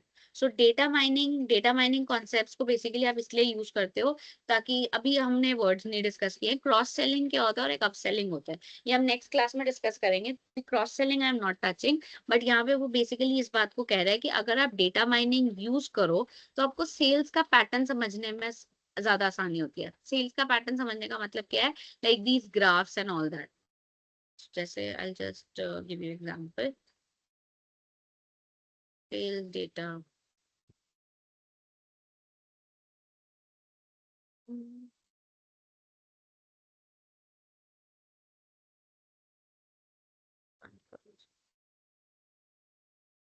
Something like this. जो मैं समझाना चाहती हूँ वो बेसिकली यही है कि जब हम डेटा माइनिंग में डेटा में से ऐसे हमें पाई चार्ट्स बता देगा, हमें क्लब्स बता देगा together and all those things, जिनकी वजह से हम बेटर डिसीजन ले सकते हैं। So all those things will help us in a better manner. तो वो डेटा समझने में हमें डेटा माइनिंग मतलब आर्टिफिशियल इंटेलिजेंस चाहिए ताकि डेटा क्रंचिंग, डेटा क्यूरेटिंग साथ ही इकट्ठे हो जाए। फिर हमें कस्टमर रिटेंशन में हेल्प मिलती है, अगर हम इस चीज को यूज करते हैं तो हमें पता चल जाता है हमारा कस्टमर हमारे, जैसे वो दूध वाले जो अंकल होते हैं, आ, मतलब अगर आप किसी नॉर्मल लोकल दूध वाले का वर्किंग मैकेनिज्म कभी स्टडी करना चाहो ना, तो स्टडी करना, उसको पता होता है उसके डेली के, लाइक सपोज 100 ग्राहक है, 100 ग्राहक है, तो वो उसी हिसाब से दूध ऑर्डर करे कि मेरे 100 ग्राहकों ने आना है और हर ग्राहक के घर में अलग अलग अमाउंट ऑफ मिल्क जाता है, लाइक कोई 1 किलो लेता है, कोई आधा किलो लेता है, कोई 1.5 किलो, कोई 2 किलो लेता है। तो जब वो दूध ऑर्डर करेगा अपनी दुकान पे, तो वो उतना ही ऑर्डर करेगा जो इन 100 लोगों में बच जाए, ना वो उससे ज्यादा ऑर्डर करेगा ना वो उससे कम ऑर्डर करेगा। तो कस्टमर रिटेंशन रहेगा ना, कि वो कस्टमर यहाँ लेने आया उसको वो दूध की थैली मिल गई। अदरवाइज क्या होगा, अगर वो बोले आज दूध कम आया या आज दूध ज्यादा आ गया, कल का बासा पड़ा हुआ है, तो कस्टमर अगेन फिर चला जाएगा। सो वो कस्टमर रिटेंशन की यहाँ पे यही बात की जा रही है कि कस्टमर आपके पास ही बार बार आएगा। रिस्क एंड फ्रॉड एरियाज, अब रिस्क एंड फ्रॉड का यहाँ पे बेसिकली मीनिंग यही है, कोई अनयूजुअल बिहेवियर, कि कोई चोरी तो नहीं हो रही, मतलब आपको अपने इन्वेंट्री के अंदर भी पता चल जाएगा कि इम्प्लॉयज वगैरह तो कुछ गड़बड़ी नहीं कर रहे, या फिर कोई स्ट्रेटेजी अपनाने से कस्टमर के लिए कोई रिस्क तो नहीं है। रिस्क, कस्टमर के लिए रिस्क का मतलब क्या है, कि वो कस्टमर कहीं आपसे गुस्सा ना हो जाए कि नहीं मुझे तो ये स्ट्रैटेजी पसंद ही नहीं आई, something like that. So basically आप इसको ऐसे समझ सकते हो कि market basket analysis if and then वाले रूल पे चलता है। इफ एंड देन का मतलब क्या है, कि अगर मैं कस्टमर को शैम्पू दे रहा हूँ और अगर मैं उसके साथ इफ शैम्पू प्लस कंडीशनर कर दूं, तो फिर उसका रिएक्शन क्या होगा। मतलब यहाँ पे आप इसको ऐसे समझ सकते हो कि मार्केटर ये करने से पहले ना दोनों चीजें ट्राई करेगा। एक बार वो आपको शैम्पू प्लस कंडीशनर देगा, ठीक है, और देखेगा आपका रिस्पॉन्स कैसा है, मतलब कस्टमर्स का रिस्पॉन्स कैसा है। एक बार वो आपको शायद शैम्पू प्लस शैम्पू देगा, और फिर रिस्पॉन्स देखेगा। तो ये दोनों इफ एंड देन का एग्जाम्पल है कि एक बार ऐसा ऑफर बना के देखो, रिस्पॉन्स देखो, एक बार ऐसा ऑफर बना के देखो, रिस्पॉन्स देखो। आजकल तो we are having so many things, we don't have only shampoo and conditioner, we are having serums, we are having hair oils. तो जैसे उसने अलग अलग कॉम्बिनेशन ट्राई किए, that shampoo plus conditioner plus serum, hair oil plus shampoo plus conditioner, और वो ये देखना चाहता है कि कौन से इफ एंड देन से कस्टमर ज्यादा खुश हो रहे हैं। मतलब ज्यादा खुश होने का मतलब है डिमांड किससे ज्यादा आ रही है। तो ऑब्वियसली जिससे डिमांड ज्यादा आ रही होगी वो उस पर्टिकुलर प्लान को कंटिन्यू करेगा। सो इट्स जस्ट लाइक क्या चलता है और उसके बाद क्या होता है। अब ये टाइप्स, इसके मार्केट बास्केट एनालिसिस के टाइप्स क्या है। तो पहला टाइप है it's a descriptive market basket analysis. तो डिस्क्रिप्टिव का मतलब क्या होता है, चीजों को डिस्क्रिप्शन में देखना, डिस्क्राइब मतलब लेंथ पे देखना। So it's basically looking at the pattern and connections in the data. तो आपके पास डेटा है, आप डेटा में देखना चाहते हो कौन सी चीजें साथ में क्लब टुगेदर होती हैं, इकट्ठे जाती हैं। सो ये सबसे सिंपल वाला है जिससे आप एक कस्टमर बिहेवियर को समझ सकते हो। तो डिस्क्रिप्टिव जब भी होता है ना, बड़ा सिंपल एनालिसिस होता है कि वो कौन से प्रोडक्ट्स को कौन से कॉम्बिनेशन में खरीद रहे हैं, कौन सा कॉम्बिनेशन सबसे टिपिकल है। लाइक मैगी और मैगी मसाला एक टिपिकल कॉम्बिनेशन है, उसको समझने के लिए, और कहाँ से उनको ज्यादा प्रॉफिट आ रहा है। तो बेसिकली डिस्क्रिप्टिव एनालिसिस से आपको बहुत बेसिक बेसिक एनालिसिस मिल जाता है, और ये सबसे फर्स्ट स्टेप होता है बेसिक कस्टमर बिहेवियर को स्टडी करने के लिए। फिर डिस्क्रिप्टिव के बाद हमारा क्या आता है, नेक्स्ट वी हैव प्रिडिक्टिव। ये इंटरेस्टिंग है, ये एक लेवल बढ़ जाएगा। प्रिडिक्टिंग का मतलब है अब प्रिडिक्ट करना कि अगर कस्टमर ने एक पर्टिकुलर एक्स प्रोडक्ट उठाया है अपने पास्ट परचेज के बिहेवियर पे, तो फिर वो नेक्स्ट क्या उठाएगा। मतलब जैसे हम कई बार प्रिडिक्ट करते हैं ना कि हाँ अब इस कस्टमर ने ना ये वाली ये सॉस ट्राई कर ली। जैसे एक एक कोई एक्स ब्रांड है और उसके different different flavours of sausage है। सपोज करो कस्टमर ने पहले ए ट्राई किया, फिर उसी कस्टमर का पास बिहेवियर है कि उसने बी ट्राई किया, फिर सी ट्राई किया। तो अब आप प्रिडिक्टिव एनालिटिक्स से करो कि जब ये कस्टमर चौथी बार आएगा तो ना ये ए लेगा, ना ये बी लेगा, ना सी लेगा, ये डी सॉस ट्राई करेगा। क्योंकि ये कस्टमर का पैटर्न है कि वो अलग अलग चीजें ट्राई करते हैं। तो इसका मतलब कस्टमर की फोर्थ विजिट पर डी वाली सॉस आपकी दुकान पे होनी चाहिए। अगर नहीं होगी तो नुकसान आपका है। सो नाउ यू अंडरस्टैंड कि how things are working. Predict करना कि उसका बिहेवियर क्या होगा, मतलब यू आर डूइंग समथिंग जो शायद एस्ट्रोलॉजर्स करते हैं, कि प्रिडिक्ट करना कि हाँ आपके फ्यूचर में क्या होगा। सो कस्टमर के फ्यूचर के साथ या कस्टमर अपने बिहेवियर के साथ क्या करेगा वो प्रिडिक्ट करना। सो इससे आप अपनी वॉल्यूम्स मेंटेन कर सकते हो। एल्गोरिदम ही यूज कर रहे हो, आप डेटा ही यूज कर रहे हो, बट आप अपने कंपनी के अंदर, स्टोर के अंदर सारा वो माल स्टोर वगैरह करके रख सकते हो। सो इससे आपके डिसीजंस क्या होंगे कि आप अपना जो लेआउट बनाओगे या इन्वेंट्री जो बनाओगे वो बड़ी ऑप्टिमाइज्ड होगी, ना एक्स्ट्रा सामान होगा ना कम सामान होगा। तो एक ऑप्टिमम बैलेंस में आपकी बास्केट तैयार है, मतलब आप अपने दुकान की बास्केट को तैयार कर सकते हो। फिर एक आता है डिफरेंशियल मार्केट बास्केट एनालिसिस। अब डिफरेंशियल का मतलब क्या होता है, जनरली इसमें आप दो सेट्स ऑफ मार्केट बास्केट को आइडेंटिफाई करते हैं और उनकी वेरिएशंस। अब डिफरेंस आ गया ना वर्ड, तो डिफरेंस का मतलब ये होता है कुछ वेरिएशंस आइडेंटिफाई करना। जैसे comparing different segments of clients और देखना उसके बीच में पैटर्न क्या है। लाइक आप इसको ऐसे समझ सकते हो, जैसे एक सेट ऑफ कंज्यूमर्स हैं मिलेनियल्स और एक सेट ऑफ कंज्यूमर्स हैं जेन जी। तो जेन जी की मार्केट बास्केट और मिलेनियल्स की मार्केट बास्केट में क्या डिफरेंस है। तो हो सकता है मिलेनियल्स ने जैसे लिए जो प्रोडक्ट्स लिए वो ज्यादातर बाय वन गेट वन है, तो इसका मतलब मिलेनियल्स उन चीजों को ले रहे हैं जिसमें उन्हें वैल्यू फॉर मनी ज्यादा मिलता है, कि हाँ कम में ज्यादा मिल रहा है। जबकि जेन जी वाले वो प्रोडक्ट ज्यादा ले रहे हैं जो हेल्थ कॉन्शियस है, जैसे एक oats, ragi, maybe multigrain आटा। तो वो हेल्थ कॉन्शियस है, फिटनेस ड्रिवन है, तो उनके प्रोडक्ट्स उस तरीके के हैं। So you are trying to understand the variations between them.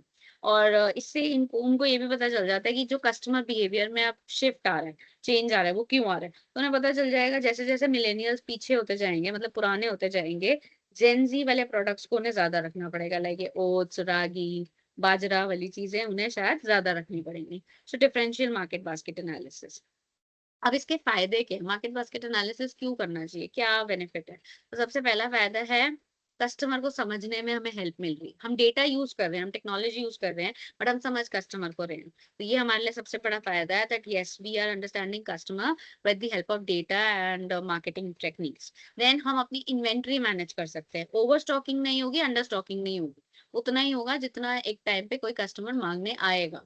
So well informed decisions बन सकते हैं।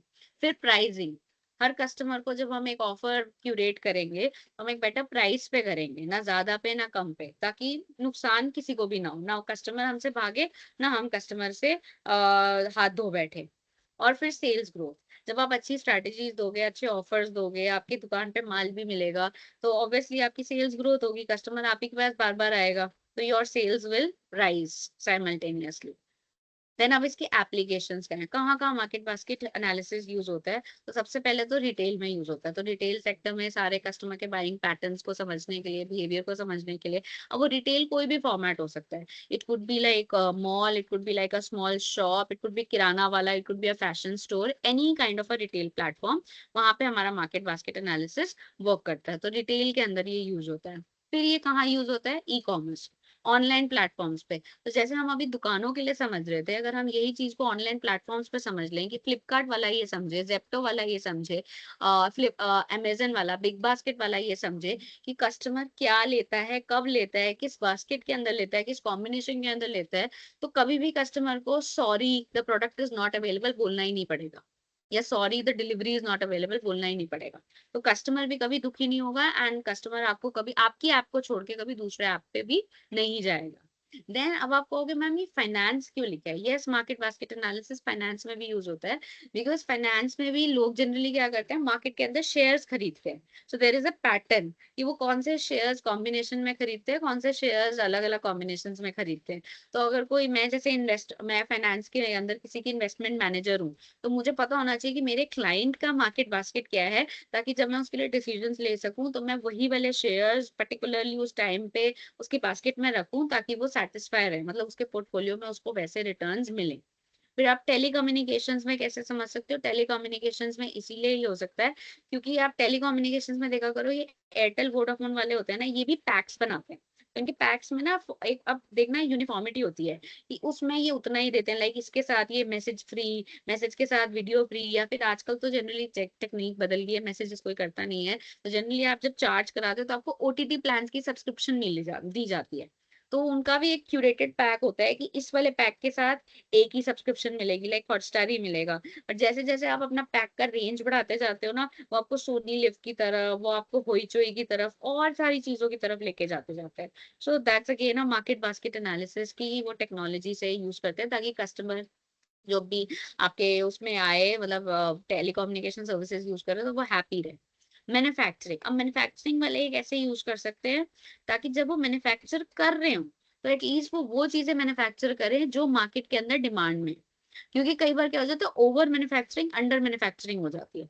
सो ओवर अंडर मैन्युफैक्चरिंग भी ना हो, problem of shortage of labour, shortage of raw material भी ना आए, तो उसके लिए भी they can use this market basket analysis to prevent that problem of over manufacturing and under manufacturing.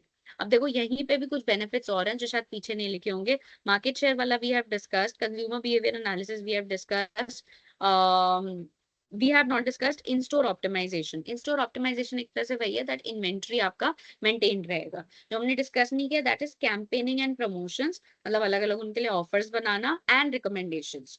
ये रिकमेंडेशंस ऑनलाइन में आपको ज्यादा मिलेंगे, दैट ऑनलाइन में you get more recommendations, because online में ना एक ऑप्शन रहता है दैट आप नोटिस करा करो, they will give you like pop up message that people who have bought this have also bought this. So वो रिकमेंडेशन कहाँ से आया, बिकॉज उन्होंने उन लोगों का मार्केट बास्केट एनालिसिस किया है कि जिस इंसान ने ये प्रोडक्ट खरीदा उसने ये भी खरीदा। सो वो उसके बेसिस पे आपको रिकमेंडेशंस फ्लोट करते हैं। और कभी कभी यही होता है, बिकॉज वी आर ह्यूमंस, कि हम उन रिकमेंडेशंस को देख के भी कहते हैं हाँ यार ये प्रोडक्ट तो मुझे भी चाहिए, तो उसने खरीदा है तो why not I also buy that. तो sometimes things happen like that. तो वो भी एक अच्छा, मतलब आप कह सकते हो कंपनी के लिए एडवांटेज है। सो ये एक्स्ट्रा एडवांटेजेस यहाँ पे आपके लिए लिखी हुई हैं। अब ये एग्जाम्पल है, एग्जाम्पल में यही है, जैसे आप देखो अभी जो मैं बता रही थी वही है। तो अमेजन की वेबसाइट पे जब मार्केट बास्केट एनालिसिस यूज होता है, तो देखो वो देता है ना फ्रीक्वेंटली बॉट टुगेदर। ये बहुत एक कॉमन सी चीज है कि जब हम उनकी वेबसाइट पे जाते हैं तो हमें बताते हैं कि ये टी शर्ट के साथ ना ये जीन्स भी खरीदी गई थी, ये टी शर्ट के साथ ये स्कर्ट भी खरीदी गई थी, या फिर customers who have bought this have also bought this item, ये वाली माला के साथ ये वाला झुमका भी खरीदा गया था। So that is again market basket analysis, कि उन्होंने दूसरों की बास्केट्स को समझ के आपको एक रिकमेंडेशन ऑफर करी है। सो you can use these examples also in your मतलब आंसर्स।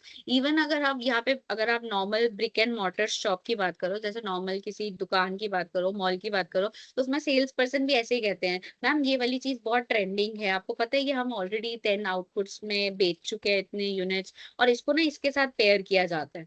सो इवन वो फिजिकली भी आपको रिकमेंडेशंस देते हैं। तो जो चीज पहले हम इंसान करते थे, अब वही चीज डेटा की हेल्प से वेबसाइट्स पे हो रहा है। But yes, that thing is happening.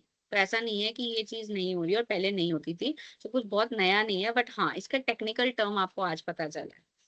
So benefits again आ गए हैं, तो अगर रिपीट होंगे तो वो मैं नहीं करूंगी। अब स्पेसिफिक, अब बेनिफिट्स आए हैं अलग अलग लोगों के लिए। तो रिटेलर्स के लिए क्या बेनिफिट्स हैं? पर्सनलाइज रिकमेंडेशन शॉपर्स के लिए बेनिफिट्स है। तो रिटेलर्स मतलब दुकानदारों के लिए तो बहुत सारे बेनिफिट्स है। शॉपर्स के लिए बेनिफिट्स है कि उनको वो रिकमेंडेशंस मिलती हैं। तो वो रिकमेंड, अच्छा देखो, आप अमेजन प्राइम पे भी जाते हो ना, लाइक आप ओटीटी सीरीज नेटफ्लिक्स वगैरह भी देखते हो, तो उसमें भी वो बताते हैं people who have watched this series have also watched this. That is also market basket analysis. तो वो हमारे लिए फायदा हो जाता है, क्योंकि अगर मेरे को वो कंटेंट पसंद आया और मैंने वो देखा, तो अगर मेरे को वो रिकमेंडेशन मिल जाती है ना, तो मैं फिर मिलता जुलता और कंटेंट देख लेती हूँ। सो खुद ढूंढने की मेरी वो जो एफर्ट होता है वो भी धीरे धीरे कम हो जाता है। सो यस, इसका बेनिफिट है कि इस फॉर्म में भी है। देन रिकमेंडेशंस वाला पॉइंट हो गया। Promotions and campaigns we have discussed. Consumer behaviour analysis again we have discussed. हाँ, न्यू मार्केटिंग टैक्टिक्स ये जरूर है कि अगर आप इसको यूज करो तो आप उसके ना नए नए मार्केटिंग फॉर्मूलाज बना सकते हो। मतलब जैसे पहले ये तो नहीं होता था ना, कि अगर जैसे सपोज करो रिकमेंडेशन एक आ रही है that people who have bought this have also bought this. But आजकल इन एप्स में क्या हो गया, दैट स्टाइलिंग भी दे हैव स्टार्टेड डूइंग, कि आप अपना खुद का एक एआई वर्जन इसमें डाल सकते हो और वो आपको ना वो पहना के भी दिखाएंगे। सो ये एक न्यू मार्केटिंग टैक्टिक है, कि पहले तो वो सिर्फ बताते थे कि इसके साथ ये ले लो, वही बात खत्म हो जाती थी। But now what they do, they also show yourself as a model, और आपको वो कपड़े पहना देंगे, आपको वो स्टाइल कर देंगे, and then they will show you that this is your new look after wearing this, and you look so good. तो वो एक साइकोलॉजी बनती जाती है, हाँ यार फोटो में तो मैं बहुत अच्छा लग रहा हूँ, तो why not I buy this, वैसी वाली सिचुएशन। तो दिस इज समथिंग आप कह सकते हो न्यू मार्केटिंग स्ट्रेटेजिक्स भी आप इससे बना सकते हो। अब ये एप्लीकेशंस कहाँ कहाँ यूज होता है, ऑलरेडी भी हमने कुछ कुछ जगह डिस्कस करी है। तो हमने कहाँ कहाँ डिस्कस करा है, एक बार उसको ही देख लेते हैं। Finance we have done. अब आप कहोगे क्रिमिनोलॉजी, क्रिमिनोलॉजी में फिर कैसे यूज होता है? क्रिमिनोलॉजी जो यहाँ पे बात हो रही है ना, दैट इज फाइनेंस वाली क्रिमिनोलॉजी। सो जनरली जो फाइनेंशियल फ्रॉड्स वगैरह करते हैं ना, स्कैम्स वगैरह करते हैं, उनका भी एक पैटर्न होता है, दैट वो कैसे लोगों को ट्रैक करते हैं। तो अगर एक उनका कोई मतलब लूप होल पकड़ा जाता है ना, कहीं एक चीज पे उनका ट्रैक होता है, तो वो पूरा बास्केट पकड़ा जाता है। तो फिर पता चल जाता है कि इस बंदे ने ये वाला स्कैम भी किया था, ये वाला भी किया था, तो वो पूरी लूप पकड़ी जाती है। सो वहां पे उस चीज का रेफरेंस यहाँ पे यूज किया है। Manufacturing we have done. Pharmaceutical, pharmaceutical में कैसे हो सकता है? फार्मास्यूटिकल में ना generally they can do that correlational analysis, कि अगर किसी बंदे ने कोई दवाई शुरू करी है, तो व्हाट इज द पोटेंसी कि वो इसके साथ कोई और भी दवाई करेगा। Like generally I give you example, जैसे कभी किसी को सप्लीमेंट्स वगैरह दिए जाते हैं ना, तो जनरली एक कॉम्बिनेशन में ही दिए जाते हैं। जैसे विटामिन में उसको शायद कैल्शियम दिया जाएगा, कैल्शियम के साथ साथ आयरन दिया जाएगा, आयरन के साथ साथ प्रोटीन भी दिया जाएगा। तो फिर वो मार्केट बास्केट बन गया ना, कि उस फार्मा कंपनी को पता चल जाता है कि ठीक है, मेरी ये दवाई भी बिकेगी, ये दवाई भी बिकेगी, ये दवाई भी बिकेगी। सो दैट फार्मास्यूटिकल्स में वो मार्केट बास्केट एनालिसिस चल सकता है। Customer behaviour we have done. Medicine में, मेडिसिन में हम we can do also market basket analysis of genetic studies या एनवायरमेंटल फैक्टर्स जो होते हैं, ताकि हम सिम्टम्स वगैरह डिस्कस कर सके। तो जब आप मार्केट बास्केट एनालिसिस मेडिसिन में करते हो, तो it's more about combination of symptoms. तो जैसे एक एग्जांपल देती हूँ, जैसे किसी का अगर कोलेस्ट्रॉल हाई आता है ना, तो डॉक्टर उसको पता है क्या रिकमेंड करता है, शुगर का टेस्ट भी रिकमेंड करेगा, बीपी भी चेक कराओ, और इवन उसका फैटी लिवर भी करवाएगा। बिकॉज डॉक्टर को भी पता है कि ये सारी लाइफस्टाइल डिजीजेज है, तो दैट्स अ ग्रुप टुगेदर। तो अगर एक चीज में प्रॉब्लम आई है, तो चांसेस होते हैं कि बाकी चीजों में भी प्रॉब्लम आए। सो वो मेडिसिन की यहाँ पे वो बात हो रही है basically. Telecom we have discussed. IBFS का मतलब है basically you can say credit card history. तो क्रेडिट कार्ड हिस्ट्री में जैसे पोटेंशियल जो कस्टमर्स होते हैं ना, जो जैसे क्रेडिट कार्ड बिल्स नहीं देते, मतलब credit card bill pay due ज्यादा करते हैं, तो उनका भी मार्केट बास्केट एनालिसिस से समझ आ जाता है कि ये बिल क्यों नहीं दे रहे, रीजंस क्या है इनके बिल देने का। सो उनका वो एक पैटर्न एनालाइज करके समझा जाता है that why are they defaulting, reasons for their default, या जेन्यून है या सच में they are not willing to pay. So last में आई थिंक एक डेफिनेशन और होगी, this is one more definition from some other source, so you can write either this one or you can write जो हमने starting में करी थी। So this is all about market basket analysis. तो आज की क्लास में हमने क्या किया, I just give you a revision एक बार। So I take you to the upside.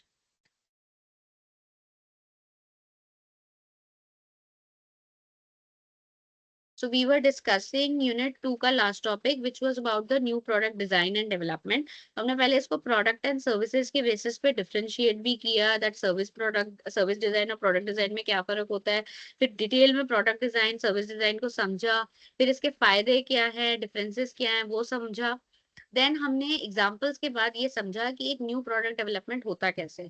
उसके हमने ये सारे 8 स्टेज मॉडल्स को एक एक करके डिस्कस किया that we begin from an idea generation to idea screening to concept development, testing, market strategy, business analysis, product development, test marketing and lastly the product launch. जब ये टॉपिक कंप्लीट हो गया था तो यूनिट 2 का last topic एक बचा था which was about product optimization, assortment optimisation. तो वो बेसिकली यही था कि कैसे वैरायटी और वॉल्यूम का एक बैलेंस कंपनीज मेंटेन करके रखती है as per the latest trends and as per the demand that is going in the market। इसका पूरा हमने मीनिंग समझा, इसके डिफरेंट डेटा पॉइंट्स को समझा, डिफरेंट सोर्सेज ऑफ डेटा समझा, डिफरेंट यूजर्स डेटा, मतलब इसको आप आर्टिफिशियल इंटेलिजेंस के साथ कैसे यूज कर सकते हो उसको समझा। फिर जब यूनिट 2 कंप्लीट होगी तो हमने लास्ट टॉपिक उठाया, मतलब last topic of the class उठाया but first topic of unit 3 उठाया। और वो फर्स्ट टॉपिक यूनिट 3 का क्या था, मार्केट बास्केट एनालिसिस, जो अभी हमने कंक्लूड किया कि what is market basket analysis, इसका इसका डेटा माइनिंग कैसे इस्तेमाल करती है इसके अंदर, हाउ कस्टमर रिटेंशन में ये हेल्प करता है, इसके टाइप्स क्या होते हैं, इसका बेनिफिट क्या होता है, इसके एप्लीकेशंस, रियल वर्ल्ड एप्लीकेशंस और उसके बहुत सारे एग्जांपल्स वगैरह के साथ we have tried to conclude this. So अब हम ये कह सकते हैं कि हमने यूनिट 2 तो कंक्लूड कर ही लिया और यूनिट 3 भी हमने स्टार्ट कर दी है। तो अब हम नेक्स्ट क्लास में मिलेंगे तो we'll be doing customer analytics. तो अब हमने यूनिट 3 का, मैंने तभी मार्केट बास्केट बताया था, मैंने कहा क्योंकि असॉर्टमेंट वगैरह के साथ ये फिट अच्छा बैठेगा। तो जब हम नेक्स्ट क्लास में होंगे तो we'll start customer analytics. Customer analytics क्या होते हैं, कस्टमर लाइफ टाइम वैल्यू वाला जो इंपॉर्टेंट टॉपिक है वो भी शायद हो सकता है नेक्स्ट क्लास में हम डिस्कस करें। तो फिर हम नेक्स्ट क्लास में कस्टमर्स की अब बात शुरू करेंगे। So we close here. तो नेक्स्ट क्लास में मिलते हैं, we'll do the customer part. And healthy week, happy week to you all. And now we'll meet next week and have healthy dinner also। और कोई भी डाउट हो तो Okay, next ma'am. Class में Thank आप you ले for the सकते class. हो। Okay okay, thank you Thank so you, ma'am. Much. Wish you the same. So I close here. Okay okay, I close.